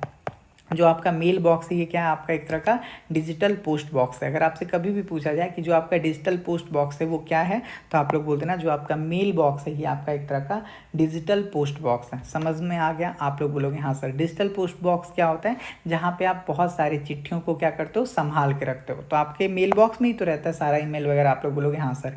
अटैचमेंट क्या होता है? तो जो आप मेल के साथ कभी कोई फाइल लगाते हो, जैसे फोटो वगैरह लगा के भेजते हो, पीडीएफ वगैरह अटैच करते हो, उसी को हम लोग अटैचमेंट बोल देते हैं। तो ये नहीं होगा। हाइपर लिंक ये होता है एक ऐसा लिंक, जब आप किसी को मेल भेज रहे होगे तो उस लिंक को लगा दोगे तो उस पर कोई भी क्लिक करके आपका वेबसाइट पे जा सकता है। तो हाइपर लिंक भी आपका नहीं होगा। आईपी एड्रेस ये क्या होता है? आपका इंटरनेट का आइडेंटिफायर होता है कि आप कहाँ से, किस लोकेशन से आप काम कर रहे हो, ठीक है। कह रहा है data become dash when it is presented in A format that people can understand and use it. बताइए डेटा कब आपका उपयोगी हो जाएगा? तो डेटा तब उपयोगी हो जाएगा जब ये आपका इन्फॉर्मेशन के फॉर्म में हो जाएगा। जब आपका कैसा हो जाएगा? आपका ये इन्फॉर्मेशन के फॉर्म में हो जाएगा, तो ये आपका काम का उपयोगी हो जाएगा। जब डेटा को ऐसा प्रारूप में प्रस्तुत किया जाता है जिससे लोग समझ और उपयोग कर सकें, तो ये आपका क्या बन जाता है?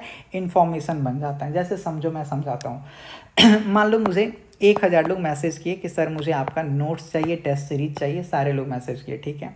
उसके बाद मैंने अपनी टीम को बोला कि इसमें पता करो हिंदी से कितने बच्चे हैं इस 1,000 में, आपका साइंस का कितने बच्चे फॉर्म भरे हैं, कंप्यूटर का कितने बच्चे फॉर्म भरे हैं, लाइब्रेरियन का कितने बच्चे फॉर्म भरे हैं, नर्सिंग का कितने बच्चे फॉर्म भरे हैं। हमारे सारी टीम ने मेहनत करके 1,000 बच्चों का क्या किया? एनालिसिस किया और पता लगाया हिंदी के 100 बच्चे हैं, साइंस के 200 बच्चे हैं, कंप्यूटर के 300 बच्चे हैं। इसी टाइप से उन्होंने पता लगाया। उसके बाद अब मुझे कोई बच्चा है पूछा कि सर हिंदी का कितना फॉर्म भरा है, तो मैंने बोला 100 फॉर्म भरा है। तो ये उस बच्चे के लिए क्या हो गया? इन्फॉर्मेशन हो गया, सूचना हो गया, ठीक है।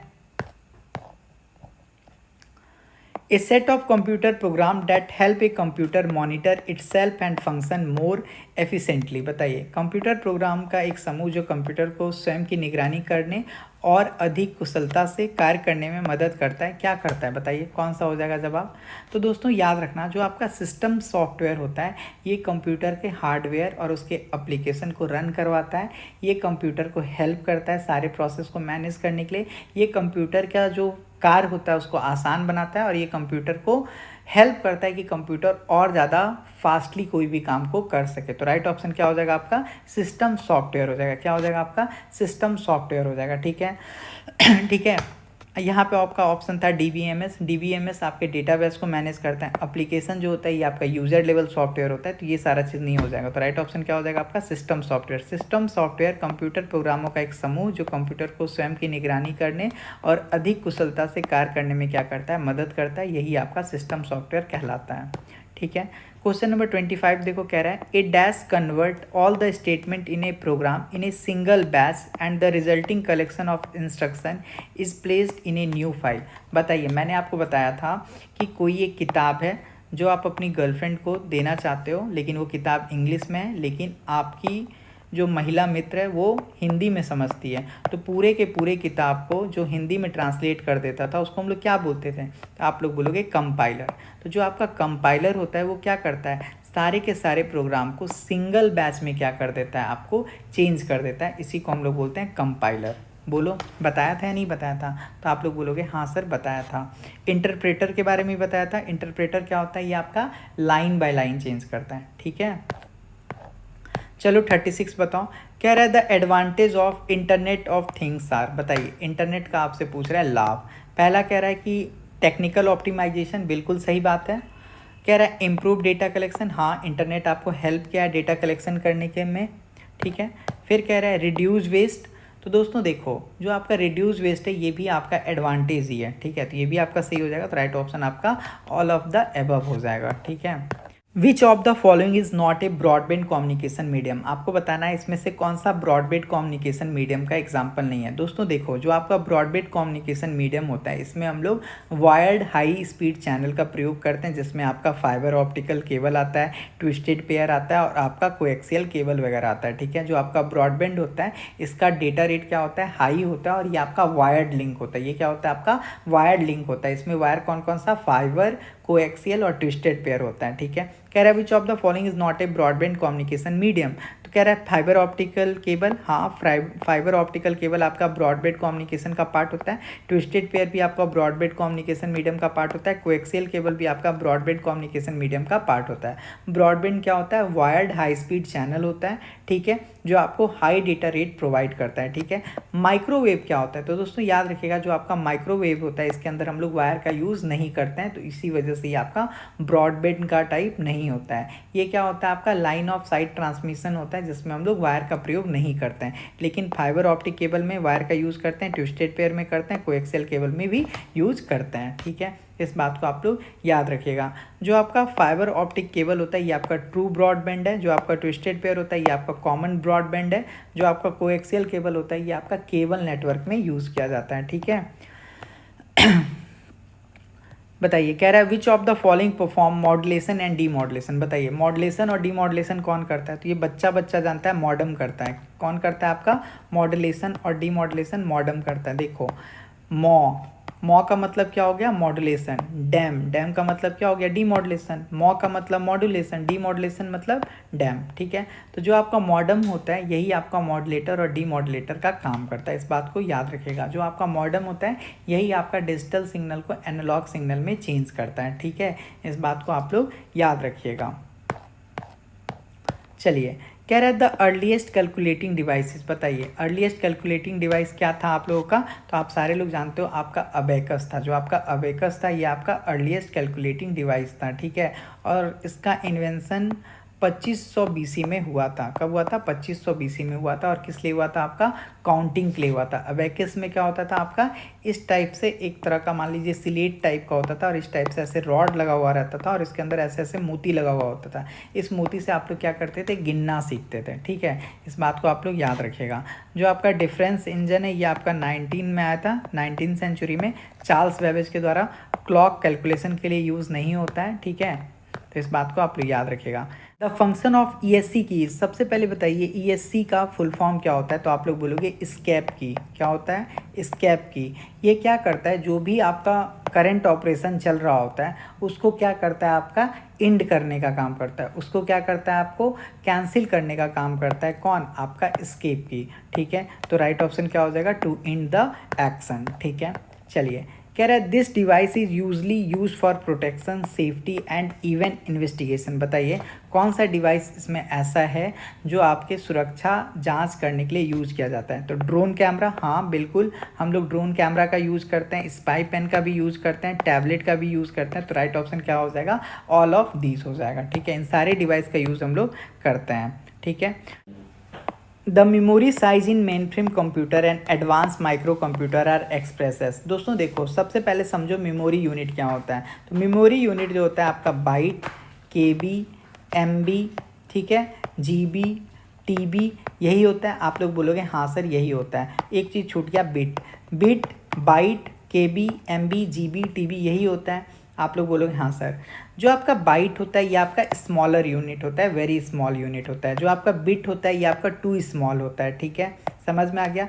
KB का मतलब किलोबाइट, में MB का मतलब मेगाबाइट, GB का मतलब आपका गीगाबाइट, TB का मतलब टेराबाइट। तो ये आपका बढ़ता हुआ सीक्वेंस है। ठीक है, याद रखना, आपसे पूछा है मेन फ्रेम कंप्यूटर। जो आपका मेन फ्रेम कंप्यूटर होता है इसके अंदर हम लोग MB और GB में यूज़ करते हैं। कैसे यूज़ करते हैं? MB और GB में यूज़ करते हैं।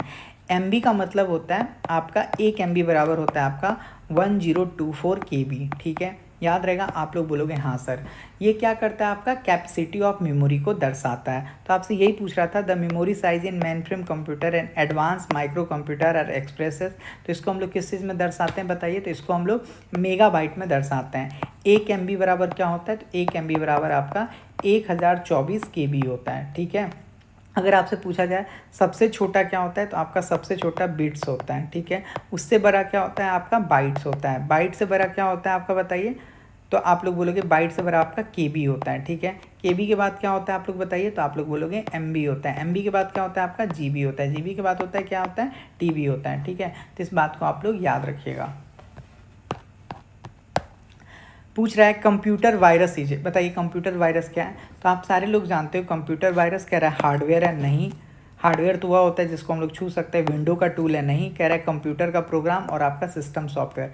जो आपका वायरस होता है ये आपका कंप्यूटर का एक तरह का प्रोग्राम है। ये एक तरह का हानिकारक प्रोग्राम है जो आपके डेटा को क्या करता है? नुकसान पहुंचाता है, आपके फाइल को डिलीट कर सकता है, आपके कंप्यूटर को करप्ट कर सकता है, आपके कंप्यूटर को स्लो कर सकता है। ठीक है, इस बात को आप लोग याद रखिएगा। तो आपका जो कंप्यूटर वायरस है वो क्या, एक तरह का कंप्यूटर प्रोग्राम है। ठीक है, 44 बताइए, कह रहा है each model of a computer has unique. बताइए प्रत्येक कंप्यूटर मॉडल का क्या होता है? अपना एक खासियत होता है। कह रहा है assembly language, machine language, high level language. तो जितना भी आपका कंप्यूटर मॉडल होता है उसका अपना एक मशीन लैंग्वेज होता है, उसका अपना क्या होता है? एक मशीन लैंग्वेज होता है। ठीक है, इस बात को आप लोग याद रखिएगा। कह रहा है a website is a collection of, जो आपका वेबसाइट होता है वो किस चीज़ का कलेक्शन होता है? तो जो भी आपका वेबसाइट होता है ये आपके वेब पेज का कलेक्शन होता है। क्या होता है? आपका वेब पेज का कलेक्शन होता है। ठीक है, इस बात को आप लोग याद रखिएगा। जो भी आपका ईच पेज होता है उसमें आपका HTML होता है, होम होता है, अबाउट होता है, कॉन्टैक्ट होता है। इसके अंदर हम लोग हाइपर लिंक का यूज़ करते हैं। ठीक है, तो ये सारा चीज़ आप लोग याद रखिएगा। कह रहा है to move the cursor to the end of the document press. अगर आपको कर्जर को इंड पे ले जाना है डॉक्यूमेंट में तो आपको क्या दबाना होगा? आपको मैंने बताया था CTRL प्लस इंड दबाओगे तो आप लास्ट में चले जाओगे। ठीक है, CTRL प्लस ESC दबाओगे तो आपका मेन्यू क्या हो जाएगा? स्टार्ट हो जाएगा। CTRL प्लस इंड दबाओगे तो आप लास्ट में चले जाओगे। फिर आपका CTRL प्लस C ये दबाओगे तो आपका कॉपी हो जाएगा। CTRL प्लस P दबाओगे तो आपका प्रिंट हो जाएगा। ठीक है, चलो कह रहा है आपका the shortcut method to print document is. बताइए अगर आपको डॉक्यूमेंट को प्रिंट करना है तो आप क्या दबाओगे? CTRL प्लस P दबाओगे, अभी बताया था। आप लोग बोलोगे हाँ। CTRL प्लस A दबाओगे तो आपका सेलेक्ट ऑल हो जाएगा। CTRL प्लस B दबाओगे तो आपका बोल्ड हो जाएगा। CTRL प्लस P दबाओगे तो प्रिंट हो जाएगा। CTRL प्लस C दबाओगे तो आपका कॉपी हो जाएगा। चलिए 48 बताइए, कह रहा है virus, Trojan horse and worms are. बताइए क्या होता है ये सारा? तो ये सारा आपका मलिशियस सॉफ्टवेयर होता है। ये क्या होता है आपका? ये सारा आपका मलिशियस सॉफ्टवेयर होता है जो आपके कंप्यूटर को क्या करता है? हार्म करता है। जो आपके कंप्यूटर को क्या करता है? हार्म करता है। ठीक है, which of the following is use to browse the internet. कह रहा है कि इंटरनेट को ब्राउज करने में आपका मदद कौन करता है? स्काइप सोशल मीडिया साइट है, फेसबुक सोशल मीडिया साइट है। दोस्तों यहाँ पे देखो गूगल है, गूगल क्रोम नहीं है, तो इसी वजह से राइट ऑप्शन क्या हो जाएगा आपका फायरफॉक्स। ठीक है, जो आपका मोजिला फायरफॉक्स होता है, गूगल क्रोम होता है, माइक्रोसॉफ्ट एज होता है, सफारी होता है, ये सारा आपका एग्जाम्पल है। बहुत सारे लोग को गूगल लग रहा होगा, लेकिन गूगल नहीं आपको हेल्प करता है, गूगल तो कंपनी का नाम है, गूगल क्रोम ना आपको मदद करता है, तो गूगल क्रोम नहीं है, इस वजह से ये आंसर नहीं होगा। तो राइट ऑप्शन आपका फायरफॉक्स हो जाएगा। ठीक है, फायरफॉक्स आपको हेल्प करता है, जैसे आपका गूगल का क्या है, क्रोम है। ठीक है, माइक्रोसॉफ्ट का एज है, एप्पल का आपका क्या है, सफारी है। ठीक है, तो ये सारा चीज़ आपको हेल्प करता है इंटरनेट पे कोई भी चीज़ को आपको ब्राउज करना होगा। तो लास्ट क्वेश्चन आपसे कह रहा है internet banking is done over. बताइए इंटरनेट बैंकिंग हम लोग कैसे करते हैं। तो इंटरनेट बैंकिंग हम लोग किसकी मदद से करते हैं, तो इंटरनेट बैंकिंग हम लोग इंटरनेट की मदद से। लास्ट क्वेश्चन आपसे कह रहा है internet banking is done over. Internet banking कैसे करते हैं, तो इंटरनेट बैंकिंग हम लोग इंटरनेट की मदद से करते हैं। तो आई होप आपको ये सेशन पसंद आया हो। सेशन पसंद आया होगा तो चैनल को सब्सक्राइब जरूर कीजिएगा और कमेंट करके ज़रूर बताइएगा कि आपको ये क्लास कैसा लगा।